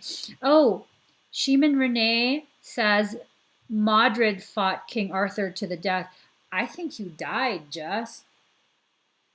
I think you suffered some pretty intense cardiac trauma and you didn't die immediately, but you, yeah,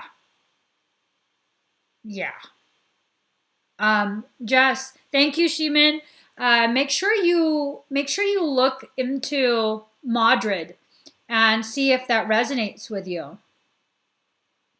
Um, Sometimes what ends up happening when past life trauma bleeds into this life, it will present as physiological conditions. Not always super intense, because, like you said, not bad ones controlled with heart medications. But what ends up happening is like because the mind can manifest and you don't really know where these like concerns and whatnot, like underlying things come from, you end up manifesting the symptoms. I've worked with people who, like, one in particular was a 5-year-old child, and his soul wasn't finished processing the previous life when he was born. He wasn't finished processing. He died alone. It wasn't a miserable life, but well, he was unhappy. But he died very old of kidney failure, and he was lonely. His family never visited him, and so he never quite finished processing that. So when he was born again, to an acquaintance of mine, the mom is a nurse, and she said that her son kept exhibiting signs of kidney failure, and she would bring him into the ER, and all the tests would come out inconclusive. And then finally, she told me about this, and I was like, "Oh well, can I see if I can help?" And I scanned him, and I determined no, it's bleed over from the previous life. He died of kidney failure in the previous life, and I had told her a few techniques to kind of help him subconsciously release that and understand he's in a new life. He doesn't have to bring that into this life. And after that, like, she never had to bring him to the ER again. All his symptoms stopped. So it's really it can really affect you physiologically. Yeah. Hi, Plum Pods. I'm going by the order of the orders. So I'll definitely get to you as soon as it's your turn, Kay. No, he got better. He got better. She never had to take him to the ER again. She never messaged me again about him having any of the symptoms or any of that. So it definitely got better. I mean, is it going to cure your heart issues? I don't know. It might affect it in that it might improve a little bit. But should you stop medication? No. No, no, no. Definitely keep working with your doctors, but you might find that, oh, suddenly, you don't need as much medication, or you can switch to a medication that's less intense, or, something like that. But it definitely has a real root causation, sometimes not in this life. Okay? Mm. Oh my God, Shiman.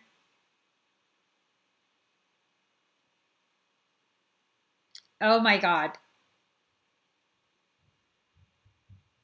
Um, that detail, the the fight that Jess got into was over a female.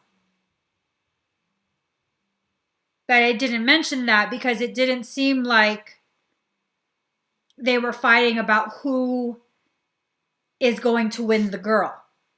But it started over a female. What the heck? My head hurts. My head hurts. This is just too much for me. Oh my God. Jess, hold on. Let me see what. Oh my God, my head hurts. So I do see quite a bit of that energy still in your chest. Um,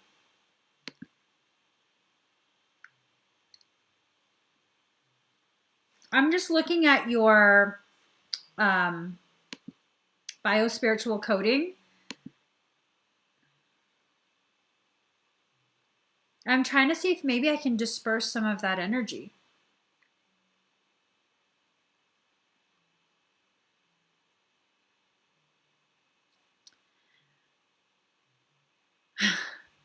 Your higher self doesn't want to let it go, though.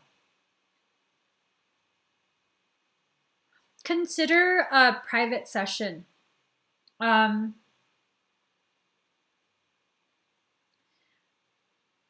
talking to your higher self. I'm sorry. I'm like, come on, just let it go. It's not this life anymore. If it, only if it resonates with you, okay? It's not absolutely necessary. Only if it resonates with you. And if it does, if a private session resonates, I would suggest uh, past life retrieval plus soul convergence, because in that we're not just releasing the trauma, which I've already done the trauma release, but when you do the soul convergence, it's like you're bringing it in, integrating it, and so you can tap into the abilities that you had in that life, had active. And sometimes it goes to a much deeper level of healing and traumatic release, because there's only so much release that I can do in an expedite like this. But I mean, like I said, it's not absolutely necessary, only if it resonates with you. Okay, so definitely consider that. It would be a past life retrieval plus soul convergence. That's the session. That's what it's called. My head is throbbing from it too. Like, what? Okay, let me just calm myself down. Oh shoot. Hold on. Let me close out the link because I totally forgot. 1 second, okay, guys.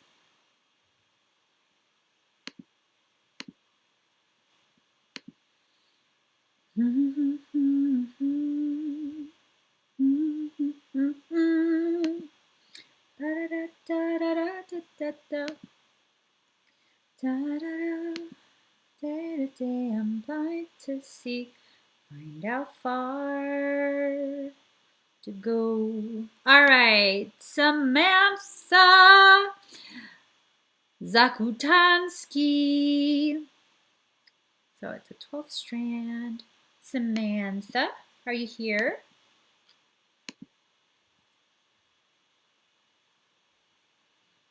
Oh, okay, Janelle. I'll open it just for this last. Aw, man. Okay, I'll open it just for this.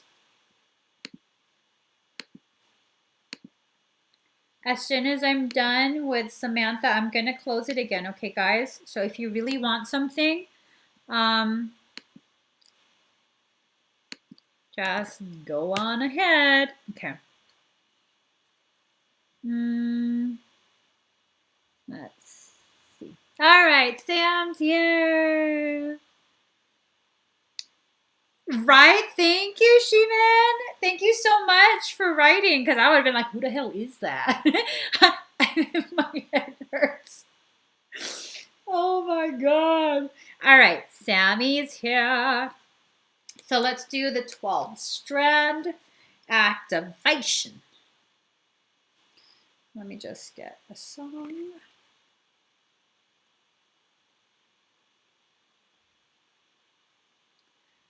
Let it wash over me.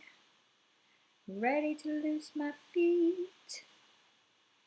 Ba-da-da-ba-ba-da-ba-ba-ba-ba-ba.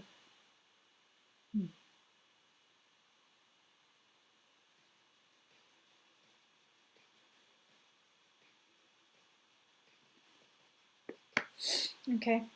Sammy, make sure you're seated, okay?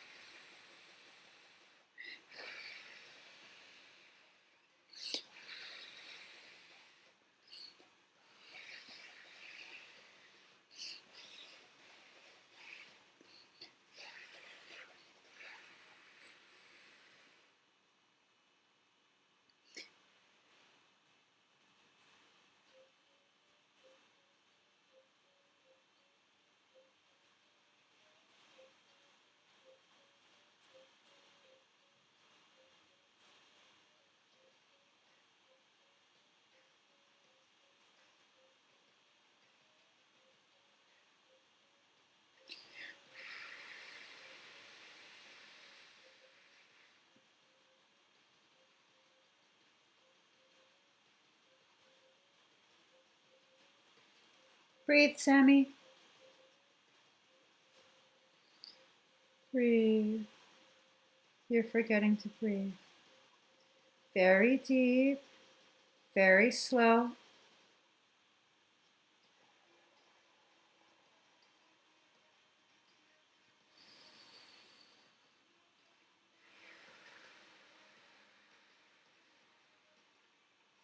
Our vitals are tied together. If you forget to breathe, I forget to breathe. Breathe.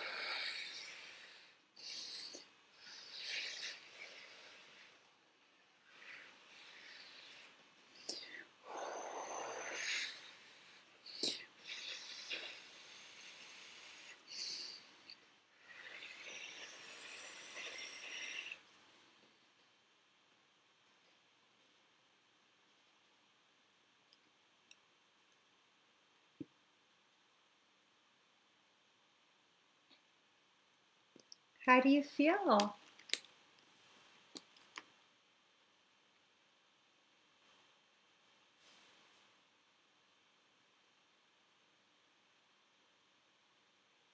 Hi, Melina.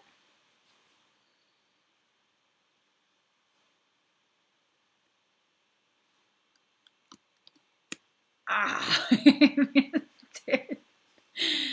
All right.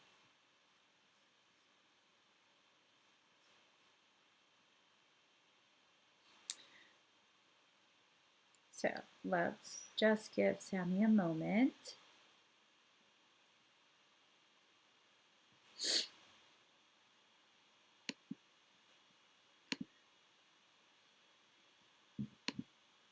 Excuse me.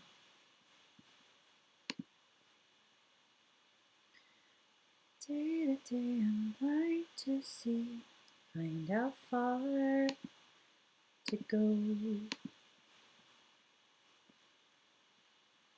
Everybody got the reason, everybody got the way. We just catching and releasing what builds up throughout the day. Okay. Cause girl, he almost made me pass out. I was like, oh, we're getting dizzy. So what ends up happening, the reality is that we are not separate. Everyone is actually from one consciousness. The only reason we believe ourselves, we perceive to be separate, is because of the calibration of the apartheid filters. So our auric shield has filters built in, which are called apartheid filters, and that gives us the impression, the perception that we are separate, but we actually aren't. So yeah, I feel whatever you feel. So just in your left temple is what you're feeling right now, but in a few minutes, because my work is very accelerated and you have a little bit of a delay in the information trickling in, your whole head's gonna feel a little bit full. So, but that's normal. That's definitely normal. Just make sure you stay seated. You might get a little bit dizzier in a few minutes. Okay, so stay seated and kind of just allow yourself to continue feeling and experiencing the experience that you're experiencing. Oh my gosh. Thank you. Thank you. All right, so next is Marquette. Goddess activation. Ooh, 12 strand. Ooh, Marquette is not joking today. Blue Ray Faraday too. All right. Marquette, are you here? Oh no! Janelle, I'm so sorry. Hold on. I'm sorry. I'm so skittish sometimes and I just rush through things.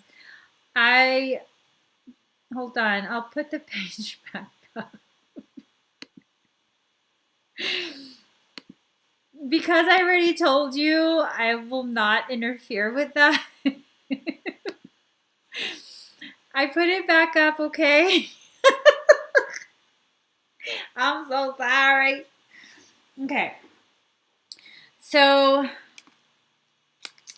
Daddy, if you're watching, as soon as Janelle is done, can you take out the link? Can you close it down?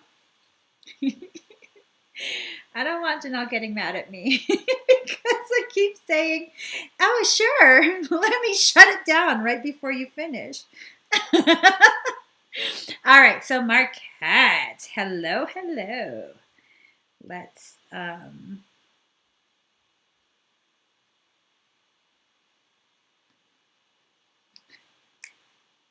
okay, okay, Marquette.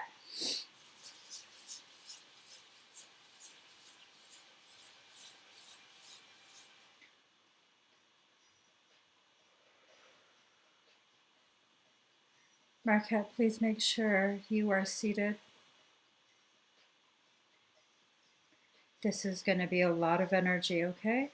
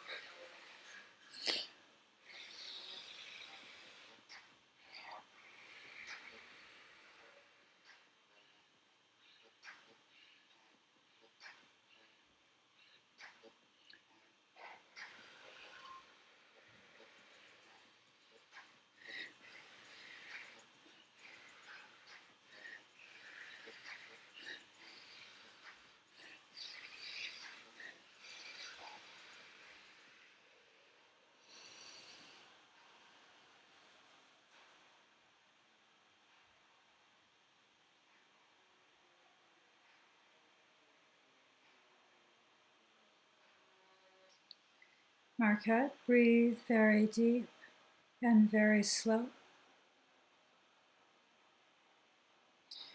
I'm going to take you up in frequency. Make sure you're seated. This may feel like you are in an aircraft climbing altitude very quickly. You may get momentary motion sickness, okay? Breathe. Preparing to climb. Climbing. 5, 7, 9, 11, 13, 14, 15. Exiting time-space matrix. 17. Hyper jumping. 45. Jumping. 130. Jumping. 180. Breathe. Free fall.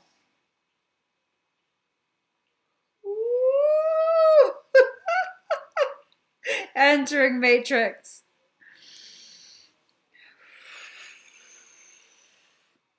Anchoring. 8th dimension.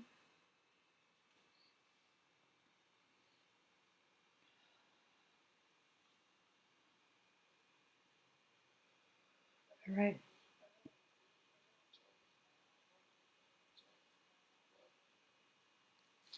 How do you feel, Marquette? Oh my God. Oh my God.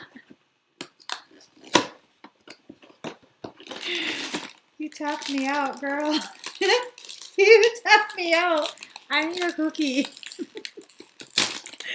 I'm about to have some hypoglycemia. Oh my God.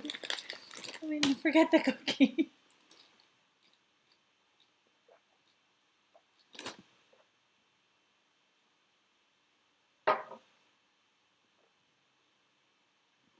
I need sugar. Daddy, can I have something? Something with sugar? Like, hold on, I am so sorry.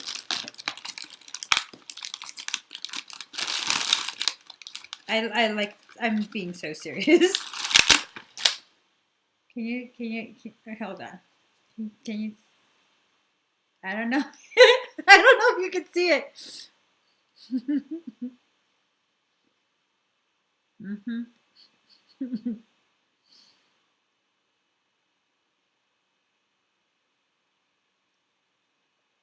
Marquette kicked my butt.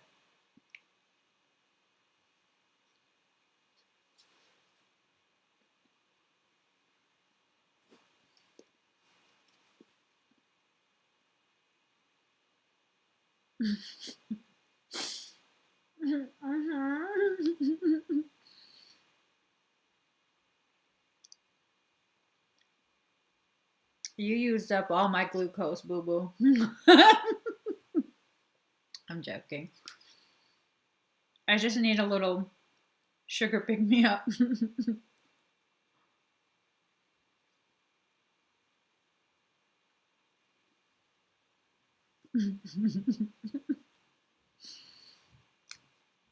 How do you feel now?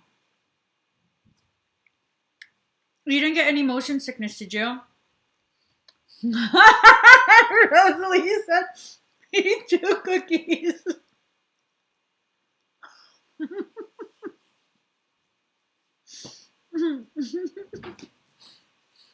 I zeroed everything out. I have, no, why did you zero it out? Because I don't know how to turn off the All you have to do is go to hidden. Click visible. Yeah. Disable the link. I'm sorry. Can I have a drink? I drank. See what happened. You drank my soda that was there, my sparkling water? Sorry. That's grounds for a divorce, man. I drank my spark. That was the last one, too. That's so rude. That's just so messed up. I'm gonna die because he drank my drink. Okay, Marquette, you're doing okay now? You're like, you're doing okay, right? Okay, we're doing okay. I'm not even asking you anymore. I'm just saying, we are doing okay. All right, next we have, yep, it's Rosalie. Girl, please don't hurt me. Okay, so 12 strand. Let me just. Okay, ow. Okay, let us. Thank you, sir.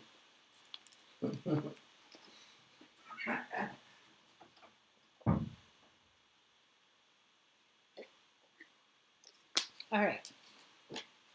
Sorry about that.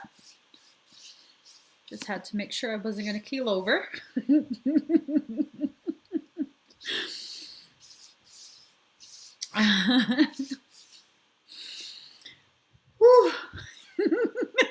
Y'all are going to kill me. You wish. You wish. I ain't going out that easy. I got a whole box of cookies. You guys, be easy on me, dude. I'm not as tough as y'all think. I'm a delicate flower, man. I just sound gruff. I'm actually very delicate.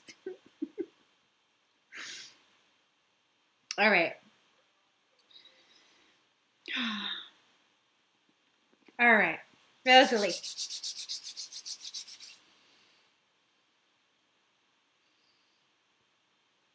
Excuse me.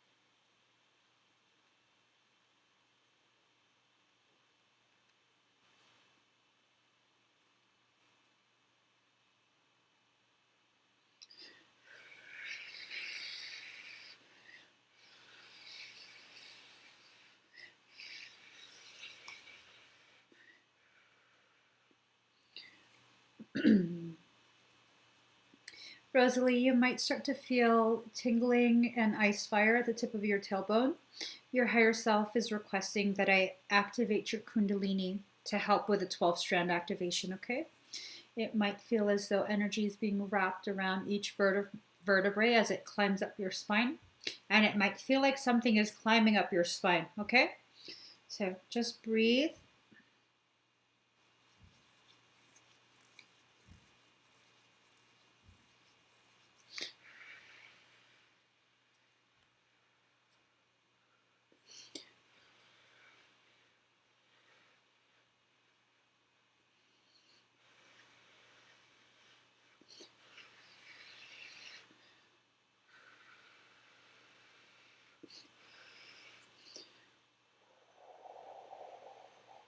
You might start to get a little bit of a headache, okay? Like a head rush.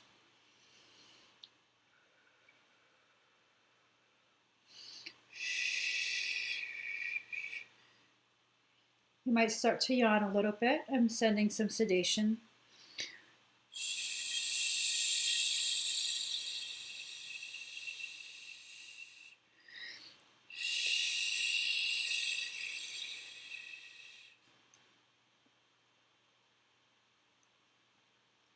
How do you feel?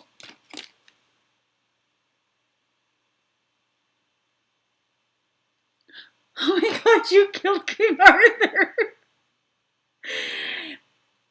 Jess, you a savage, dude. Oh my god. Remind me to never get on your bad side. Oh my god, Jess. Oh my gosh. Hi, Jonna. So, okay, make all my hair stick out. I need another cookie. That's what that is. I need another cookie. Oh my god.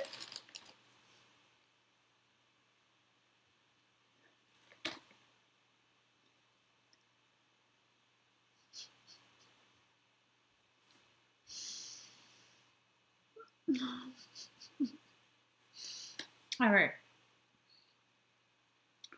Rosalie, do you feel dizzy at all? Okay, you feel good. All right, good. Marquette.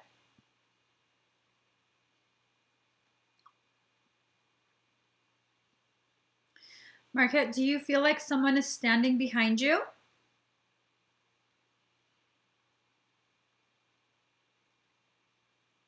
Is it kind of scaring you, like a sensation that someone is standing behind you? Yeah, Jess, you're a savage.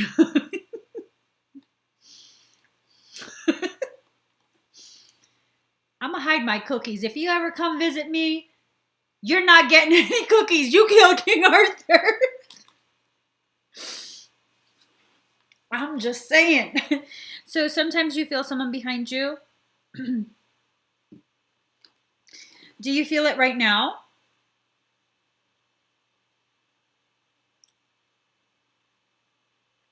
Hi, Kara. I'm over here. This is the cookie that Jess was gonna eat, but not no more because she killed King Arthur. Marquette, what you're feeling right now behind you, the presence, those are actually your wings.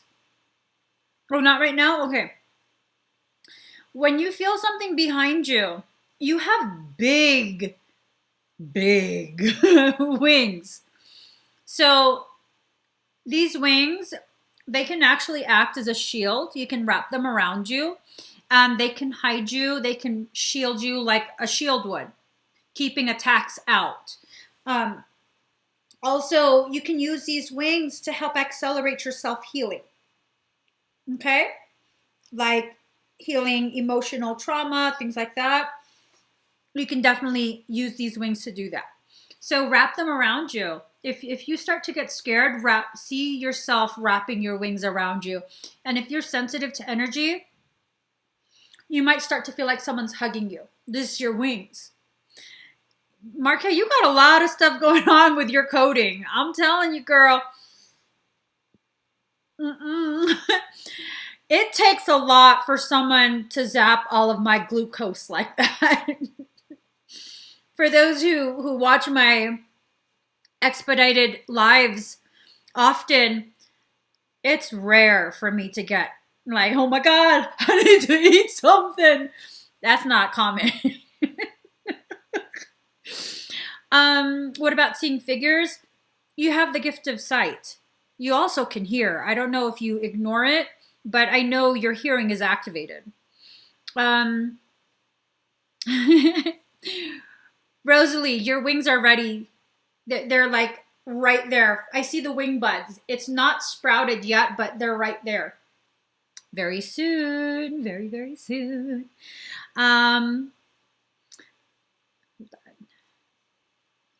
Maybe for my next expedited thing, because I can do wing workups. I took it out.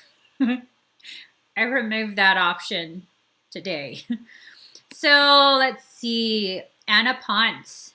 Plum Ponce. Can I just say I love that screen name? Plum Ponce. It's so freaking cute. All right. So it is the goddess activation. All right. Plum Ponce, are you here? Yeah, see, you hear things sometimes. A lot of things try to talk to you, Marquette. What does it mean when you hear your name whispered in your ears? Sandy, a lot of people have been hearing that lately, their name being whispered. It could be something positive. It could be something negative, trying to get your attention. If you feel like really afraid, like a really undeniable fear, then it's probably something negative, and don't interact with it. Now, if you just feel afraid because you don't know what it is, it's probably not something negative. You're probably just scared because you don't know what it is.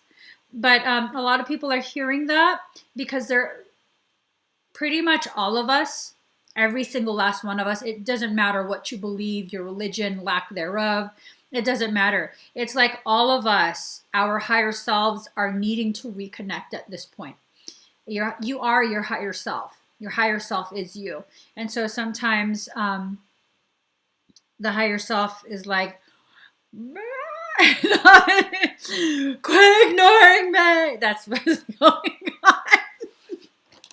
I'm just saying. Your higher self did not call you a biatch. That's just me. I'm a little salty today.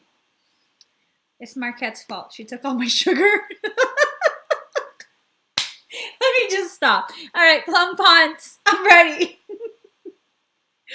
Now that I've talked my crap, I'm ready. Oh my God. Girl, you a little too much today. You a little too much. Just a little bit. Just a little bit. Okay, I'm going to play a song called Protein. Now that I've had sugar, I need protein. All right.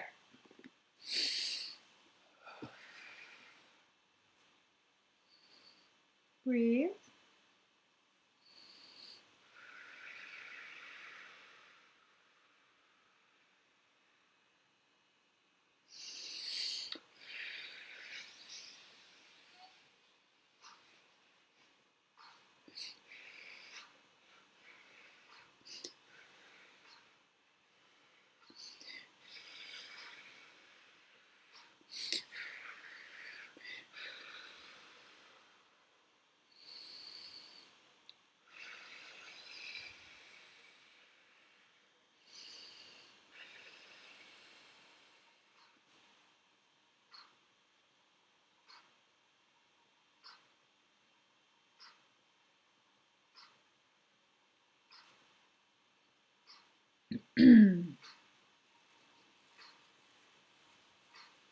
Plum, you have some dark energy in your field. This type I can remove and alive. With permission from your highest self, I'm going to extract.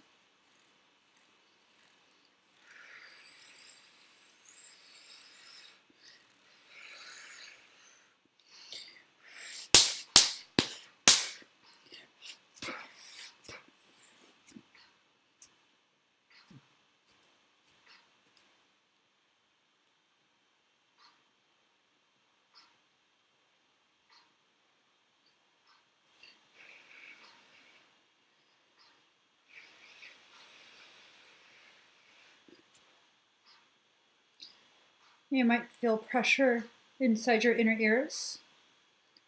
Mild pressure. Sensation of vacuuming.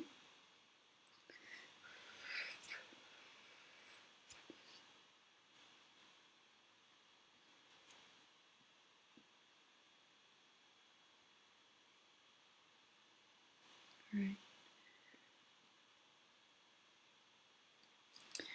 All right. Plum Ponce, how do you feel?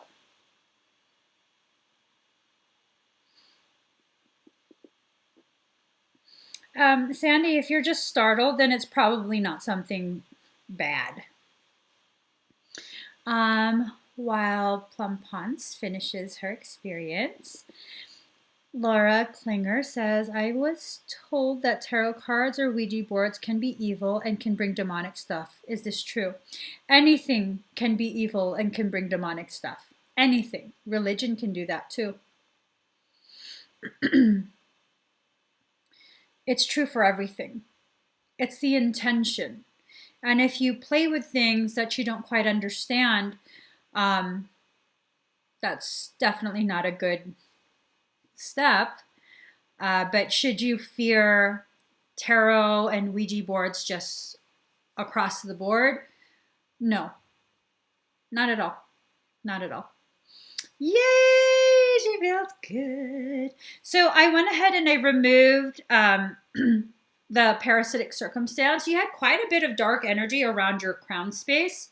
It had begun infiltrating into your ears. And so usually when I see something like that,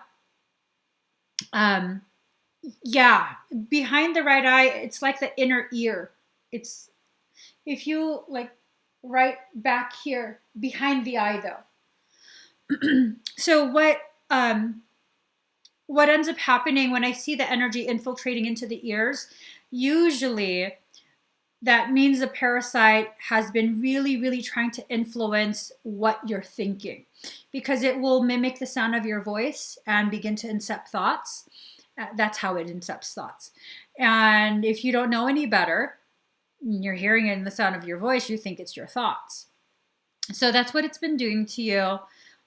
It also was trying to create drama for you. Okay. What I mean by that is, I don't know if it's one or two of your friends. This parasite has been trying to isolate you. So it's been trying to make you think that I think it's one person, but the other friend is um, close to them as well and would call you out on whatever it is. You're not starting drama. This parasite is making you think that they're lying to you or talking shit about you, or I don't know what it is, but it's trying to get you to isolate yourself. These two friends, they're real friends, okay? They really do care. They really, really do have your back. So kind of just pause. You had a lot of anxiety since Sunday. It's trying to isolate you. Hopefully, it begins to, your anxiety begins to alleviate starting tonight. But don't isolate yourself, okay? I've removed it, but it can come back if you don't shift your perception. If you don't shift the way you see things, even just a little bit, where instead of like, I know they're horrible, you could be like, well, I don't know. Let me just see what's going on. That's just enough of a shift that it blocks it from coming back in, okay? Um, let's see. How's your eye feeling now? Is your eye feeling better? I don't know which friends either, but it seems like one in particular, and then the second friend is just another like really good friend that would let you know like you're tripping. What are you talking about? That's not what they said. Okay, you can shift. Good, very very good, very very good. All right, next is Paula Lopez. Let me just make sure the link was taken down. Now that everything got zeroed out, the link is still up. Let me go ahead and take the link out. All right.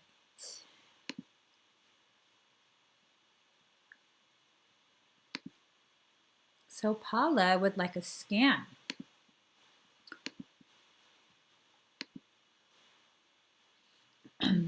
All right, Paula, is there something in particular that you wanted scanned? Plum, it's twitching. Breathe. Breathe very deep and very slow. You're breathing shallow. Usually when we aren't getting enough oxygen, the eye will start to twitch.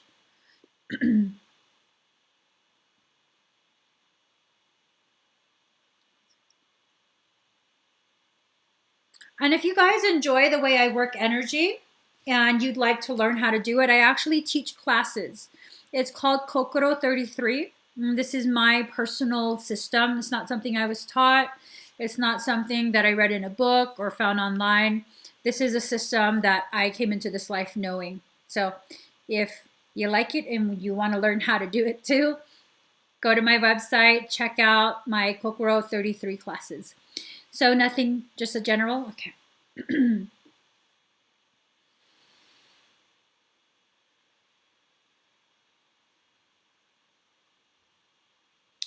So I'm seeing a lot of energetic pooling in your very low belly. When I go through the energy to see why it's pooling there, you have a bit of blockage in the top portion of your root chakra. And what ended up happening, you went and started an accretion cycle. You were accreting frequency rather quickly, very high frequency. And as it came in, instead of being able to go all the way through, it's supposed to be able to go through the root chakra and then down into the earth to have it anchored into this plane. What ended up happening, the blockage at the top of your root chakra, it made the energy ricochet back up, and it shattered the entire bottom of your sacral chakra. So all that energy is kind of just like pooling in your low belly.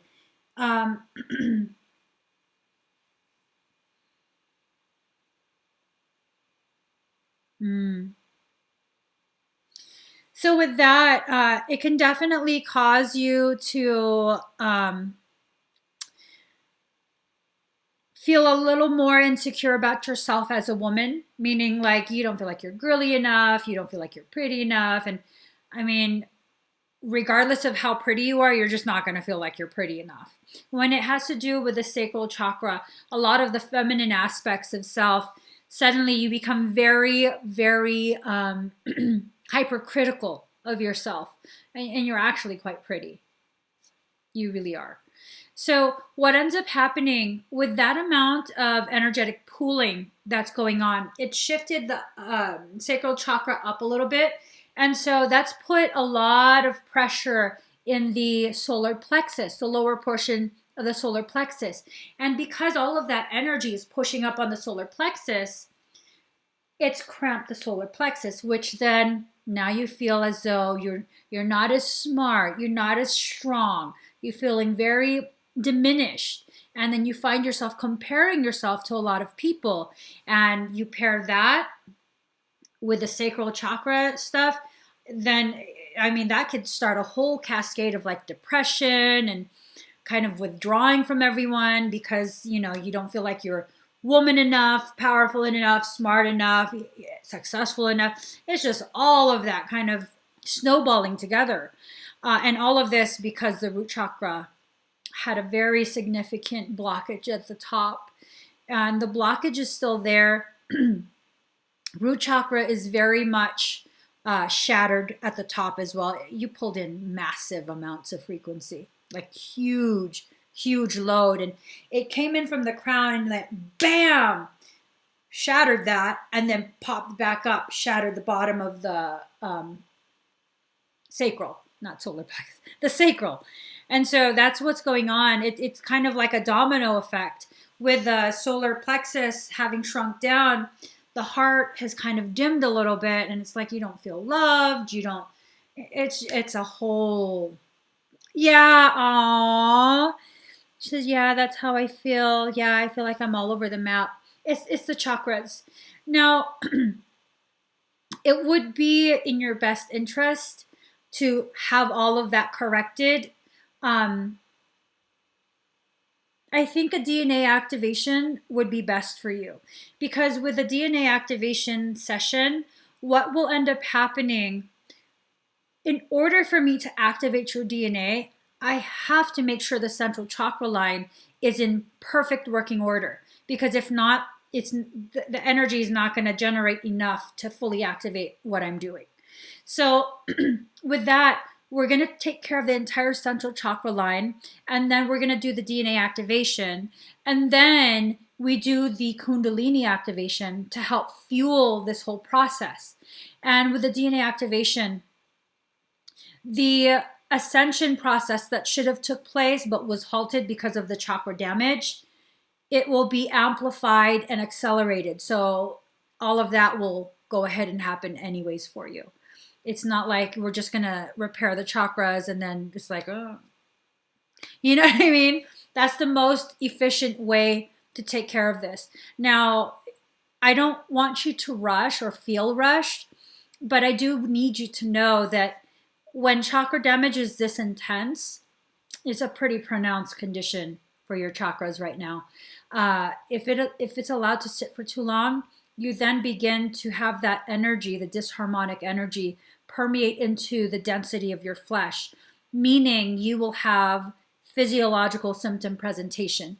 This level of chakra damage typically shows up as fibromyalgia, chronic fatigue syndrome, irritable bowel syndrome. I wouldn't be surprised if you're having irritable bowel syndrome or like constant bladder infections, things like that, okay? Ah, there you go. She says that was actually the first thing I was going to do, but I changed it. That's why I tell you guys, go with whatever it is that calls to you, because your higher self is guiding you guys. You're absolutely being guided by your higher self. So you have to make sure you listen, not to me, but to yourselves. Don't worry, Paula. You didn't do a wrong move. You needed to understand first. You needed to understand first. Now you have actual confirmed proof that your higher self guides you. This is a good thing. This is actually a very, very good thing. Instead of just like, oh, I messed up. You didn't mess up. You needed proof.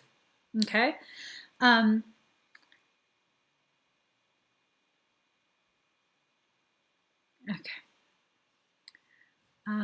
Let's see.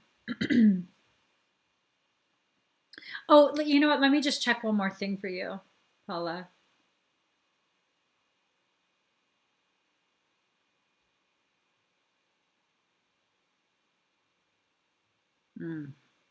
Okay.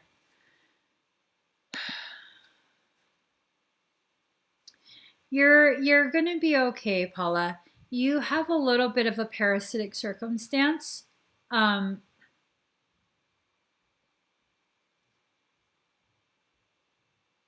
it's anchored pretty deep. These are parasites that have been with you for a very long time.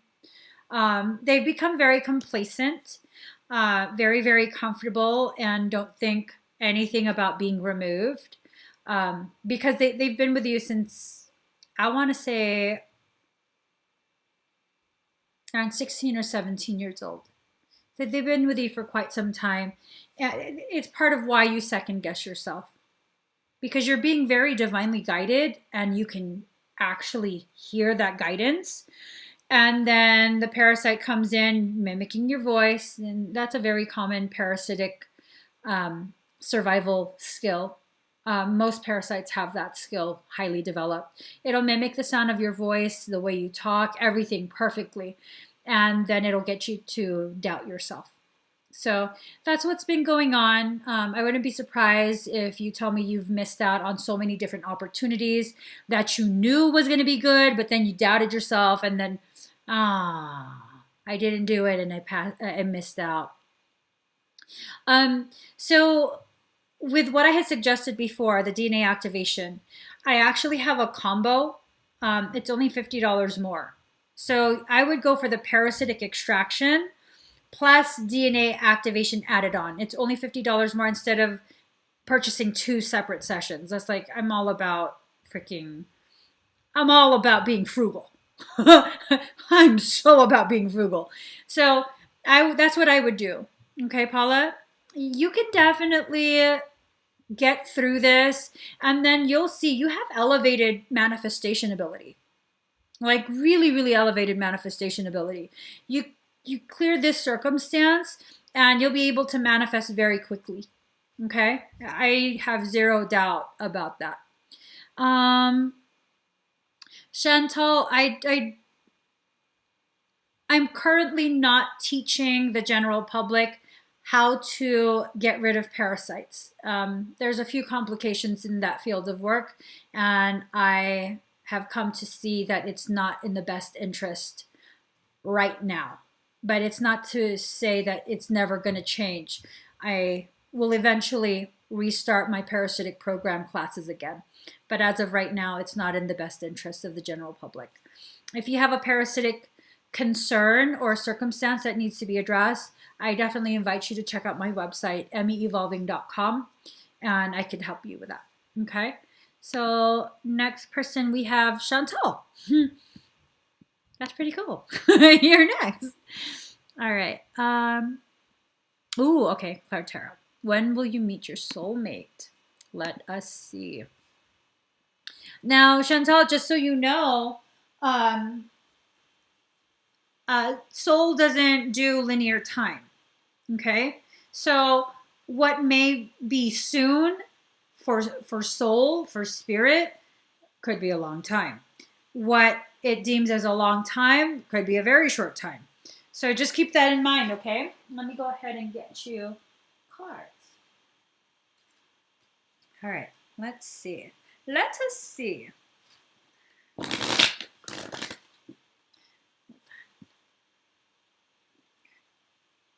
Let's see what's going on. This is for Chantal.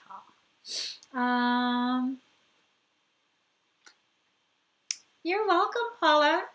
Yeah, once we actually see, once we're assisted in that way, where we can get some clarity on the potential reasons why things are going the way they are, it brings us our power back. We recognize like, oh, we're not just going to be blown around by the wind.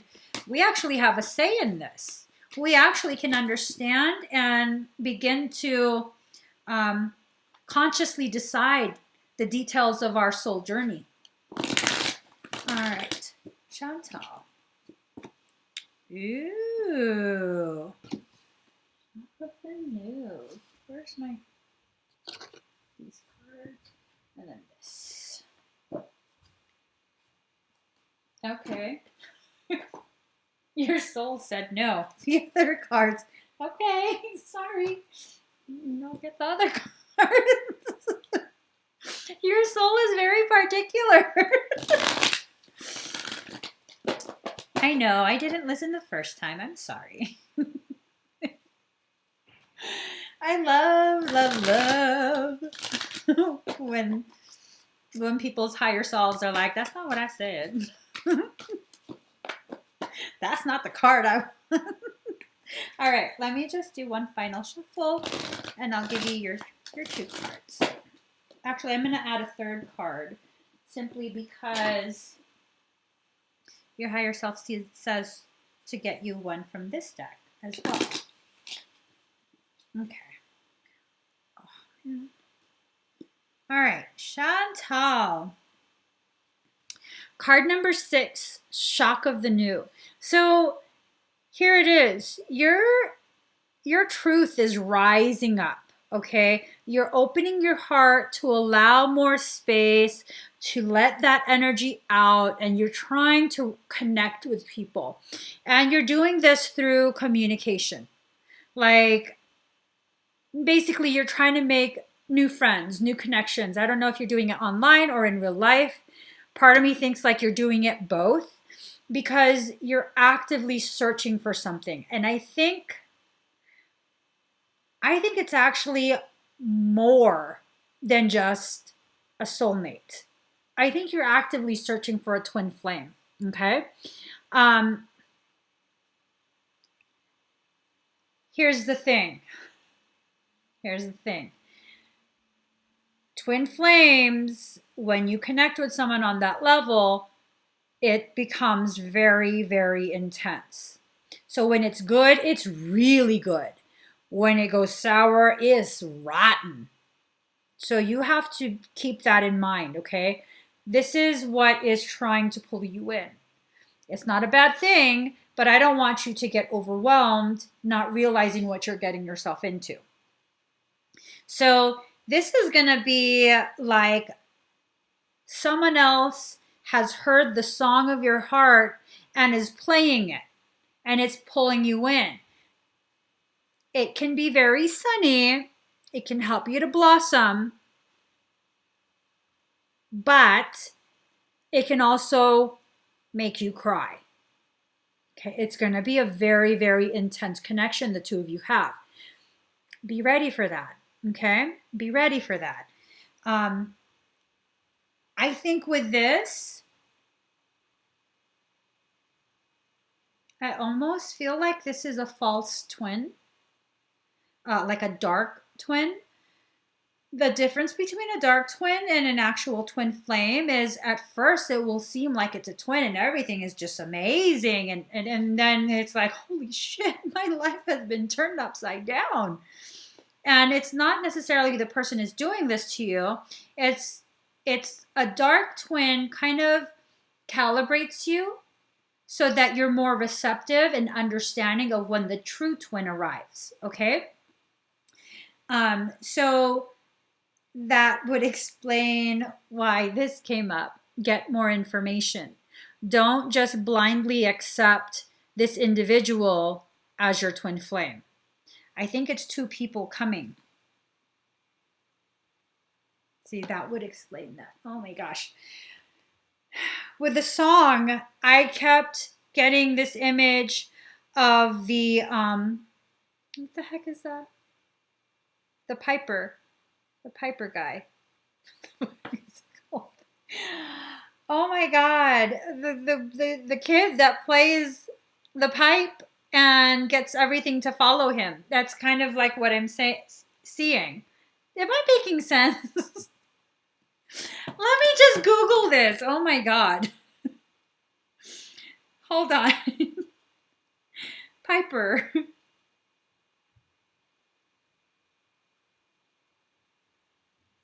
Piper kid. What is it? Oh my God, my brain is not working. Something Piper. Oh my God, you guys. Hold on. Do you guys know the Pied Piper?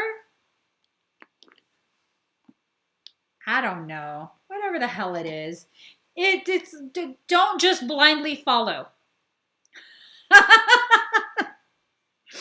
Don't just blindly follow is what I'm saying. Don't just take it in, okay? You have to get more information. It is the Pied Piper. I don't freaking know what it is. Just, no, I don't know what it is. There's going to be a false twin. Ignore that one. That one is just going to hurt you so that you'll be ready for the real twin to come. This is going to be over the course of a couple months, okay? And then the real twin will come. Oh. Mm-hmm. So that one hurts you and the true twin comes and you're like, no, I already got messed up. I don't want no more twin stuff. And then what ends up happening is this, card number 14, let love transform. Not all twins are supposed to be romantic. For you, I think this one is supposed to be romantic. Did you just end a relationship where the guy, it's totally was like an F-boy? Totally hurt your feelings and wasted your time? Did you just split up with someone like that?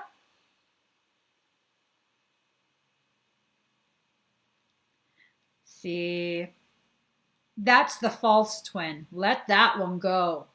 You're trying to make it work so much. Like you have this concept in your head, and because of the label you've given him, you're allowing quite a bit that you wouldn't normally allow. That's the false twin. That's the one that's the Pied Piper. That's the Pied Piper. Mm-hmm. That's the Pied Piper. Don't continue that. Of course, you're going to finish that cycle and then another one is going to come. Okay? Another one will come. So the other one that comes, the real twin, this is his soul's message to you, okay? The spring of love arrives to transform the dust into a garden. The call is heard from the heavens to bid the wings of soul to fly. The sea becomes filled with pearls. The dry land receives the water of life. The stone becomes a ruby, and the body becomes all soul. Love is my medicine, intelligent medicine. It takes death and makes it a passageway into greater life. What genius is this? A genius that will surrender anything and everything as a pathway to life. I have found a bench upon which we may be seated. Nay, not a bench, a love seat. It's carved of precious ruby. It sits under the gentle shade of an ancient tree that thrives in love's garden. Come sit with me as we let the whispers of the great beloved penetrate our hallowed ears, carried upon the sweet afternoon breeze. As the sun begins to set, the colors become vibrant. Even if we are deaf to the beloved's tender whispers, We shall not be blind. We shall be captured by the vivid display of the beloved's artistry and be transported into peace. This oracle comes to you as a living gift. Whether you realize it or not, you have triumphed. You've blossomed, succeeded, cast aside that which was unworthy, and taken up love's way. How much delight there is from all those that walk this way of love, of life, to find another precious companion in their midst. You are welcomed into this world where love finds a way. There is nothing impossible for love.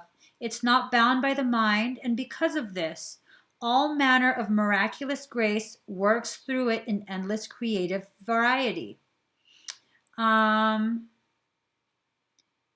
It means an avenue for divine fulfillment has been found. You are being given the power for spiritual success.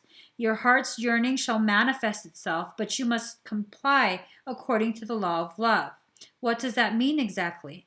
Do not attach yourself to the form that your resolution and success shall take. That label you've given this person, that's hurting you. Don't attach yourself to that. You have to let that go. Once you let your attachment to the label go, you will recognize what is actually going on in the interactions you're having with this individual, how unhealthy it is, how you have to allow yourself to fly. And this person is like shackles on your ankles. No matter how much you flap your wings, if you allow yourself to be shackled, you will not fly. You have to undo the shackles. Because what you're searching for, what your heart is longing for, it's not on the ground. It's way up high. And you're not going to get to it if you're shackled to a label. And it's not the individual that you're bonding with. It's the label that you've given to the individual. Remove that label and you'll see that individual for what they are, a Pied Piper. So your higher self wants you to let go. Not of the individual, of that label. And then your eyes will be open to exactly what it is that you're needing. And as you get rid of the dead weight, and that's messed up to say that about someone, but he is an F-boy. Let's be honest here. That person is an absolute F-boy. Absolute F-boy. Too many games. No, girl. You are not talking to anyone. You are not. I want to talk to him. He needs some words from Jesus. He needs Jesus in his life. He really does. I'm not joking. He needs some Jesus in his life. He needs something. He needs an exorcism. I don't know. He's too much. Bottom line, he's too much. And you need to let go of the label. And then your mind will be able to process everything that needs to be processed, and you can move forward. It's not really my place to tell you to break up with someone. You know, I don't feel like anyone should be telling you that. But the label is what's blinding you. Because you've put the label across your eyes, you know? Just let that go and you'll be good to heal. You can heal yourself. You absolutely can. So now we have Nancy. Nancy Barron, are you here? This is for, let's see, past life reading.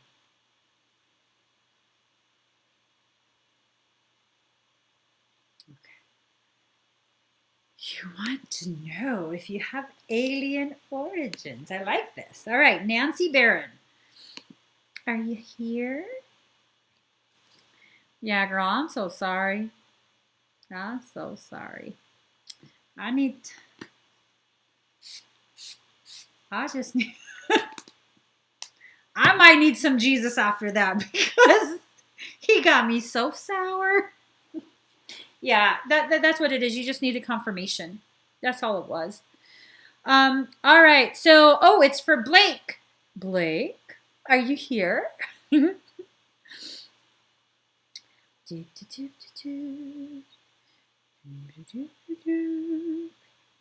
Is Blake here? My hair is sticking up.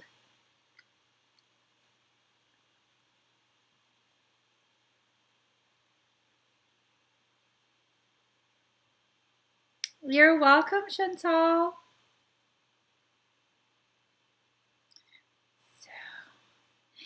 Yeah, Blake is here. Okay.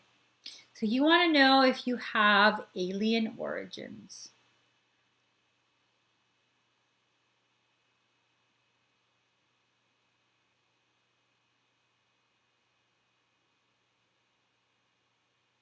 Whoa, this is intense.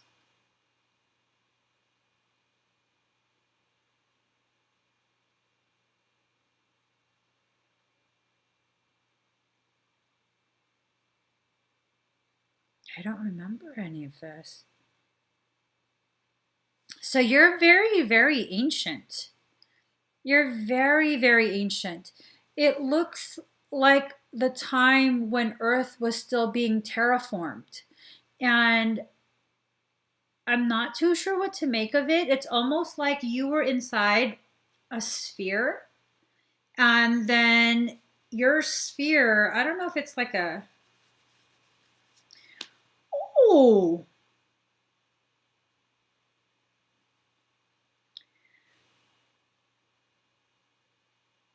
I gotta just look this up real quick. Okay, it's a sphere, which is like a globe, and I think it's your ship. But like, who travels in a freaking ball? Like a gerbil ball. It's like a gerbil ball that you're in, and I see that gerbil ball like just freaking be plummeting to Earth like a huge comet, just plummeting to Earth and hecka big. Let me just check one detail because I think you're avian. Avian ship.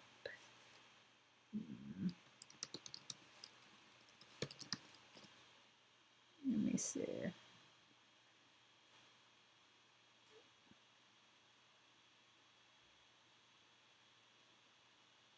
Oh shit, this is it.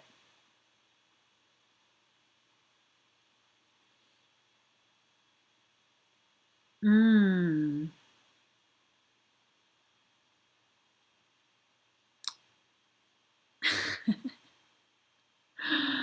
Oh my god. You're part of the Sphere Alliance. That's some badass shit right there. So, Boo Boo, you need to look up Avian Sphere Alliance. Oh my god, you helped to terraform Earth. You helped in so many different ways to help humans evolve. That is like, wow. Wow. That's very, very intense. You have blue avian lineage in your coding. I also see Lyran. Um, but I don't know if you're familiar with what Lyrans are. They're typically depicted as like cat, feline humanoids. That's not all they took the form of. Some Lyrans were aquatic. You in particular, you were hybridized between the cetaceans, like a whale form,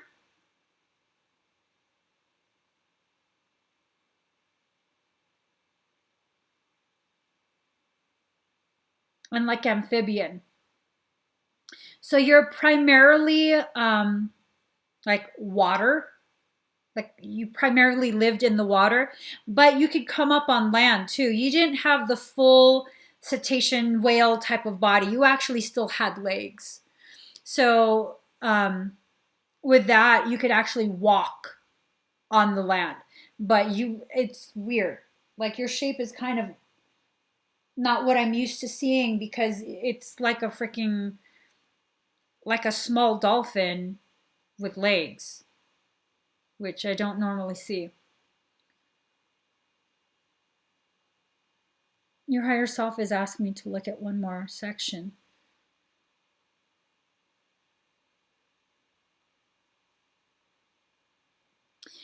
Blake, do I feel familiar to you?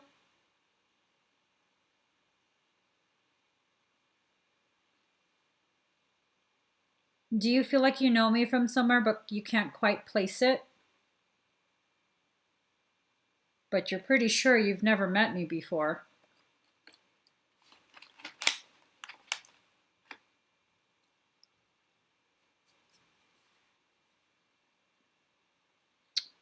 Morning, Yellow Puke Road.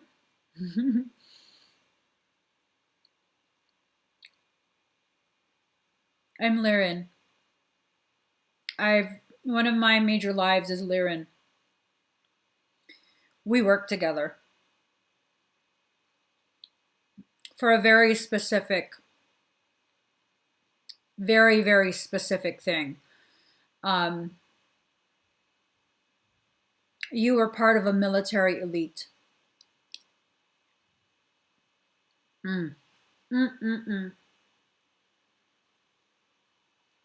This is really intense. You have a very specific history. And I think it's very closely tied to mine.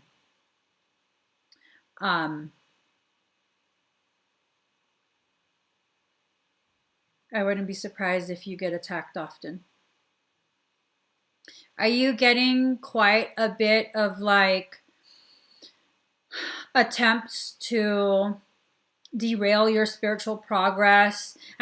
Yellow Puke Road knows what this is about. She's like, oh.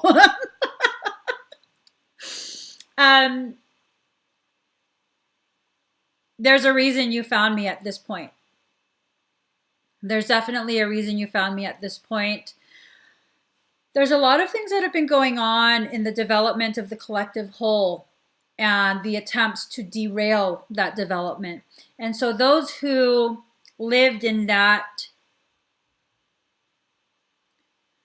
part of our history as a, I don't even know how to explain it. For those that were participants, I know there's a reason of all the times for you to wake up and join the live. It's right now. There's a reason that you found me, Blake. There's also a reason that you found me at this time. Something doesn't want humanity to continue with its ascension. And those who were involved with that particular war, it was a galactic war, full-on galactic war.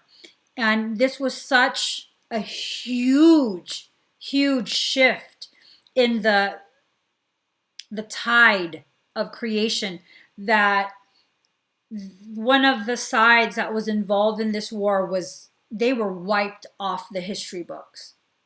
Like, don't utter their name. They never existed, but they survived. This was not a positive galactic lineage. We're not part of that. We're actually the ones that subdued that. And there's a major push for that to come back. And that's what all of this like apocalyptic stuff and prophecies is all about. There's a major push. It's doing a major push, trying to have a power grab. Not going to work. Didn't work the last time. Not going to work this time. And this major attempt to grab power and once again subjugate humanity, it's causing those like you and I to wake up. It's causing us to find each other. And I really wouldn't be surprised if you have this like intense feeling, like heart's pounding, like, oh my God, I know what she's talking about, but I don't know what it is. Like, I should know this. Because you should. It's a part of your history. I would highly suggest that you consider joining my Kokoro 33. My system is specially calibrated for those that are like you and I. It's definitely something you should consider.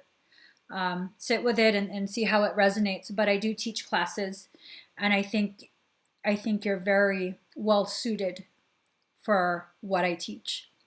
Um, oh, thank you, April Bender. Hashtag girl crush too. But yeah, Blake, you come from a lot of different things, and it's time for you to begin tapping into your abilities.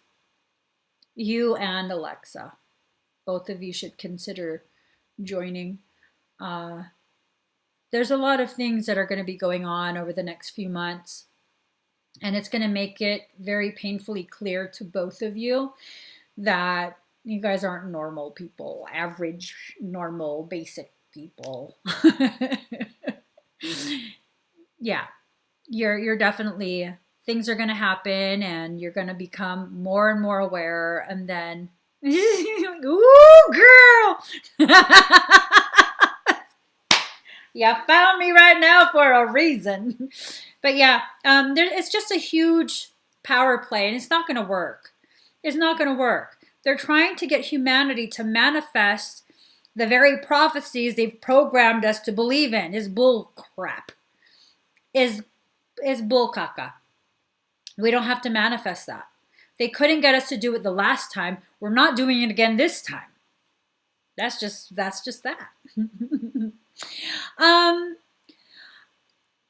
What? Where can we get info on the class? It's on my website. Here, I'll put the link. Oops.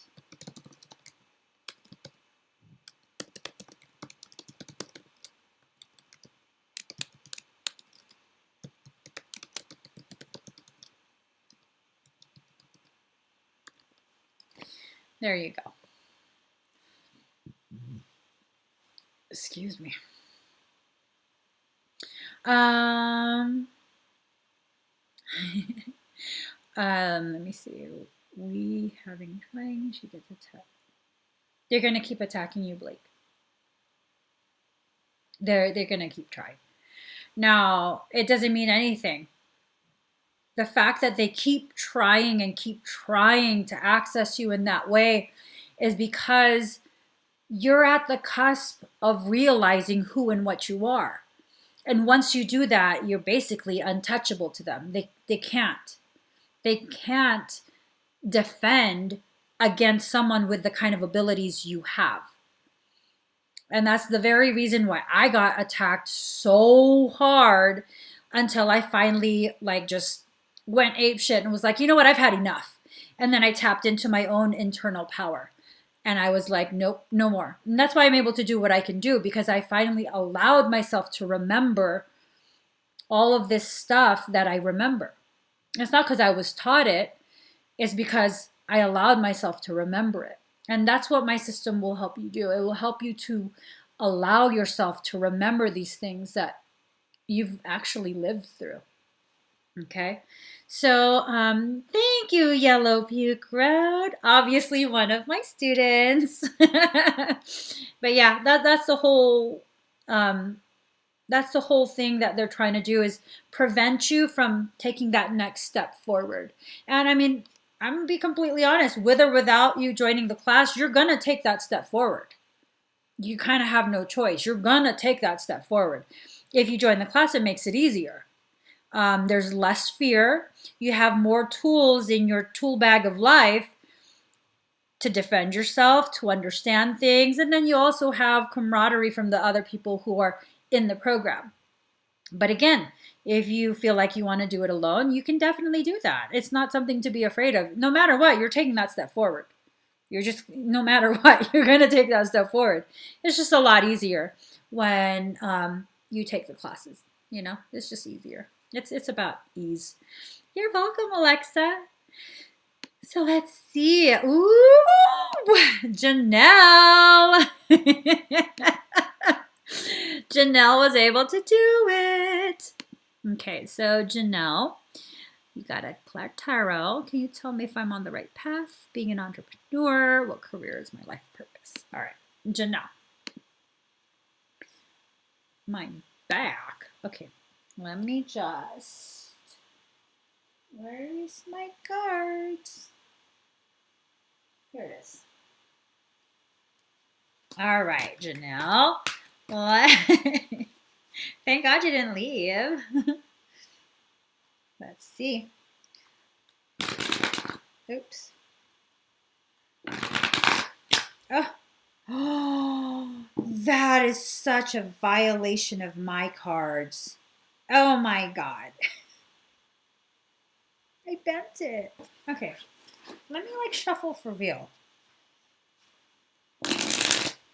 Blake, you made me so cold.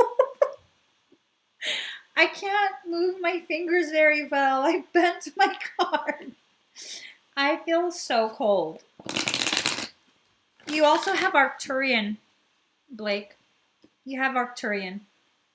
Arcturian part of you is kind of rising to the surface, and it's making me feel super duper cold. Arcturians have cold energy. All right, Janelle. Oh, wee girl. All right, Janelle, you ready? This is going to be a rough and raw. I'm joking. It's not rough and raw. It's, ooh, let's see. It might be. It might be. No, it's not. Let's put that back. Let's see. April, we have been on for over 3 hours. We about done. We are about done. Okay. No, don't be scared, Janelle. I'm definitely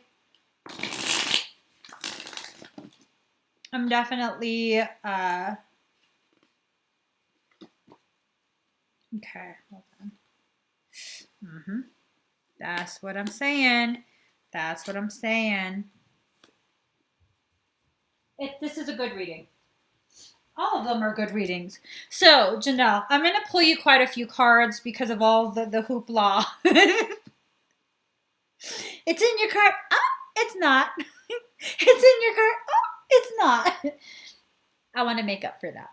So, here you go. Card number 25, release the dark wound, let love live.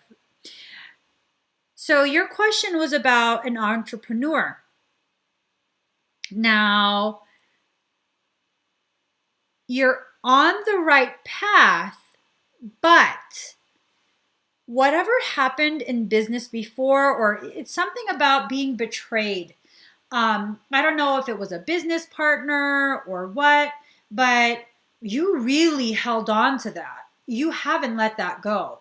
Someone did something that really, really hurt you, and it's closing you off. Till now, it's still closing you off. You have these walls built up to make sure it doesn't happen again, but what you aren't realizing in that chosen method of coping, which is not wrong, there's no wrong way to cope.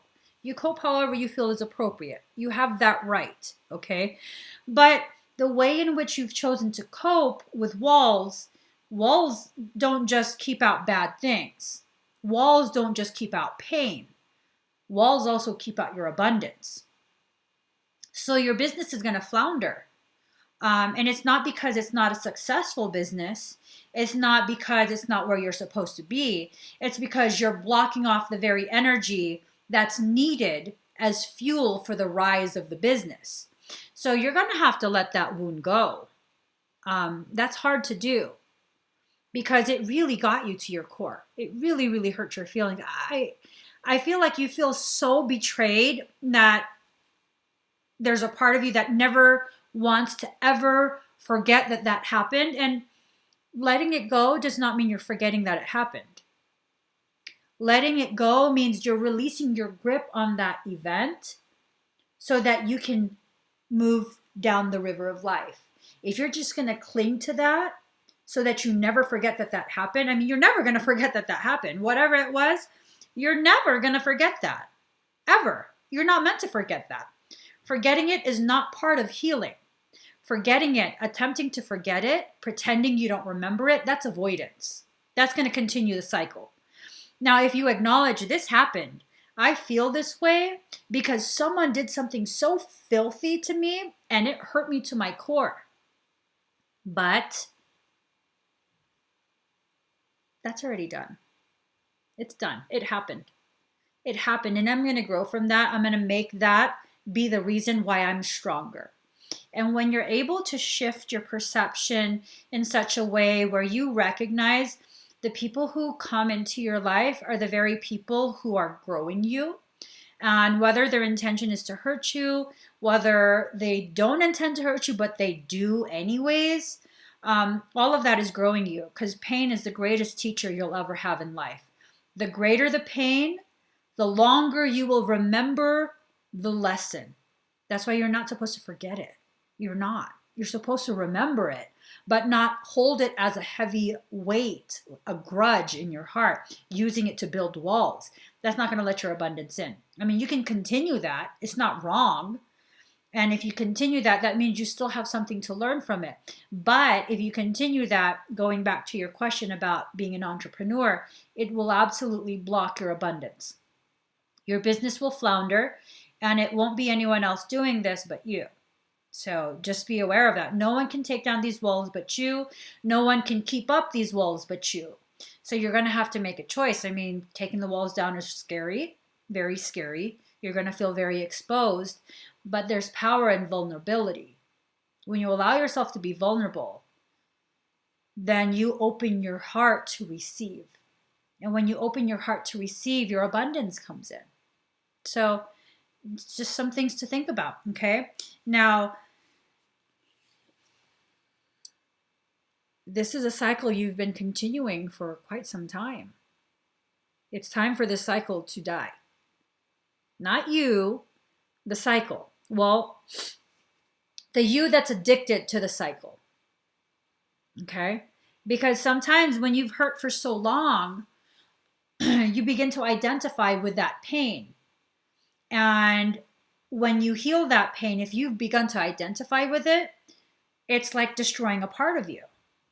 You know, it's like the only thing you know is this pain, this circumstance, and you remove that, like what's left? Who are you? You don't know. That's scary. And it's understandable. But you have to recognize that pain is not you. You're not supposed to forget that pain. You're not supposed to take it in and make it your identity. It's simply something to learn from. It's a tool to help you learn. Now, you hearing this, it's giving you strength. You need to speak gently to yourself. Okay? You have to allow yourself. See, there you go. Maybe it's you feeling as though you've betrayed yourself. Maybe your obligation to family, your obligation to what is expected of you is what's causing you to feel this way. I know that feeling. I know the weight of that. I chose not to finish medical school. So I absolutely know the feeling of that. But you have to recognize you are a flower blooming, okay? The only way a flower can bloom is in the light of your own truth. So you have to allow yourself to bloom. You can't tell a flower how to bloom, when to bloom, how quickly, how slowly, what direction. You can't do that at all. So recognize you are a flower. You're in the process of blooming. It's your tears that are watering you, and that's helping you to bloom. So it's the tears, the light of your truth. You pair those two together, and you get the flower to bloom. Now, another thing that you have to remember, like a rose, although you seem very delicate, you're equipped with thorns. Do we hold it against the rose if we prick our finger on the thorn? No. Because we recognize we were the one that was mishandling that flower. So don't hold it against yourself if someone pisses you off because they've been manhandling your emotions and you snap back and suddenly they're bleeding. Well, no, they shouldn't have mishandled the rose. They get the thorns. Oh, well, And that leads us to this. Now, as you come into your own, you'll begin to recognize a lot of the things that you've done out of obligation that totally were misaligned with what you needed as a human being, what you needed as a soul. And you're going to get to a point where you're going to be very, very sick and tired of being a martyr. And you're going to be ready to fight back. And that's fine. That's fine. You are not your culture. Okay? You are more than just what your culture tells you. You are more than what your family tells you. You are so much more. And I tell you this right now, this really mirroring my journey, because if I went by obligation, I would never, ever, ever, ever, ever talk about any of the things that I talk about or do in my live streams. Being from the culture that I'm from, this is lunacy. You're embarrassing the entire family. This is not a real job. This is demonic. All kind of crazy ass stuff. But then my soul got sick and tired of it. And for a time, I had to just be on my own and be quiet and not have that kind of connection. Am I saying you have to have that? No. I'm saying that that might be a potentiality, that might be an option that you might have to consider, or it might not. But no matter, yeah, saying you're Filipino, you know what I'm saying, Pinsan? Lola was like, what? You have to be a surgeon. Okay. I'm supposed to be a surgeon and Miss Universe. I'm like, Lola, you know, I'm too short, right? You know, I'm like to everyone's belly button, right? She didn't care. But with that, you'll have a star moment where there will be a huge flashbang of your truth, and you'll understand exactly where you have to be. Your family will understand where you have to be, and they'll begin to accept it. And even if they don't accept it, they'll become much more quiet in their attempt to control you and get you to do whatever they feel you should do. It's going to be a rough couple months, okay? It's really going to be a rough couple months, but you can absolutely handle it. I mean, you've been dealing with it your whole life anyways. Look at it like that.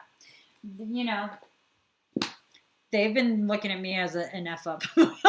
Now they have been looking at, it's not that they're looking at you like, you know, you're an F up. They're looking at you and recognizing your level of intelligence, the potentiality, and in their mind, because of the culture, you know, and there's nothing wrong with a culture. But when you come from a third world country, what you're focused on is financial security. When you experience those levels of poverty, one of the most important things is that financial security, not because you're materialistic, not because you're money hungry or any of that. It's because you want your family to avoid the struggles that come with that type of society. It's because of love. You love your family so much, you want to make sure you're able to provide. But here's the thing, when you fully align with your soul purpose, the money just comes to you. All of your earthly needs are taken care of. I actually had to stop all contact with my family for quite some time, like a long time. But I'm kind of crazy like that. I just disappeared. No forwarding address, no phone, no, I cut that phone off. I was like, F this, I'm done. And that, but I'm harsh though. I'm harsh. And so when I did come back, you know, before I left, if I talked about any of this stuff, my mom would be like, Abba, no, go to church. You go to church. You haven't gone to church enough. And I'm like, but no, I'm like trying to tell you something. I'm like, no, you just need to go to church. But now, you know, since I've come back and they're fully aware of what I'm doing for work. Like they're fully aware. And my mom actually had her coworkers, all nurses. They came over her for her birthday in March, and I was shocked. I almost cried because, they were like catching up with her. And she goes, "Oh, my daughter, she does the third eye." I'm like, "What, Mom?" "She does the third eye." Like, what the fuck are you talking about? The third eye. The psychic. The third It's like, Mom, what are you talking about? "I do the third eye." And she was telling all her coworkers this, which is huge. She do the third eye too. So, I mean, Janelle, you already know where your soul is taking you. And I think, honestly, the reason why you're born into a family that makes it so difficult for you to go down that path that you know you're going down is so that this is what you are choosing. You know what I mean? You're not just born into it and then it's obligation and, no, you're like actively choosing this. You are actively choosing to be the gift that you are to humanity. That's huge. That's huge. That's a major show of power. And not power like ego. I'm talking about power like God created me for a purpose and I'm going to honor it. I don't know why I make a difference in people's lives, but I do for some reason, and I'm going to honor it. I'm going to honor the promises that I made souls before I came into this life. I'm going to honor all of that. And this is what's happening right now. You're being asked to choose what you want, not as an ultimatum, but as an ultimate gift of a recognition of your worth as a soul, the gift that you are to other people, just by being who you are. No effort, just being who you are. So, I mean, the third eye.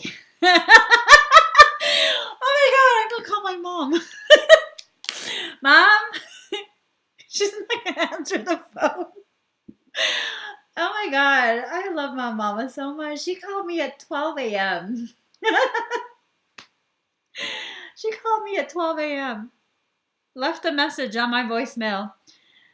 "This is your mom. Call me." Because some other 70-year-old would be calling me at 12 a.m. I'm just like, why are you calling me at midnight? I have to poop.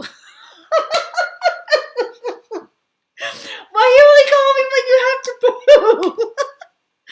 Well, it's good. It's good. Now I know. Every time she calls me, it's because she have to poop. I love it. I love it. All right, guys. I think that was the last one. Let me just check. I'm so cracking up. Yeah, it's just, Janelle, you have to choose what's right for your soul. You chose the family that you have for a reason. And the things that you've lived through, the things that you've struggled through, especially right now, these are the very things that are causing you to choose to be who you actually are. And that's huge. That's huge. That's huge. I'm going to... Let me just call her real quick. Hold on, guys. She's probably not going to answer.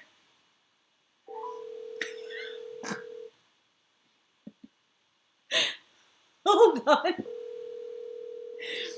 Mama. She's not going to answer.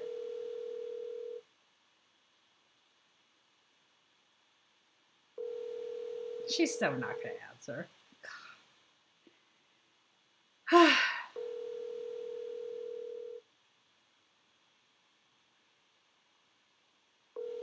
Why is it? Sorry, the person you were trying. She must say, "Why I gotta pay for your phone when you don't even answer?" I asked her that this afternoon. She finally called me, and I was like, "Mama, I've been calling you for hours. Why am I paying for a phone line if you're not answering the call?" And she goes, "Oh, calm down. I have to poop." I was like, you don't answer the phone when I call you, but you call me when you got to poop? Oh, I love her. I love her. I love my mama. Oh, God. Anyways, guys, I gotta go. It's been 3 hours and 33 minutes. Oh, yes. Okay. I'm really done. I'm really done. I love you guys. Thank you for joining me. I'll see you guys this weekend. I come live again every Saturday and Sunday, 3 p.m. Pacific Standard Time. I do expedited requests, all kind of fun stuff. I'll see you guys. Bye.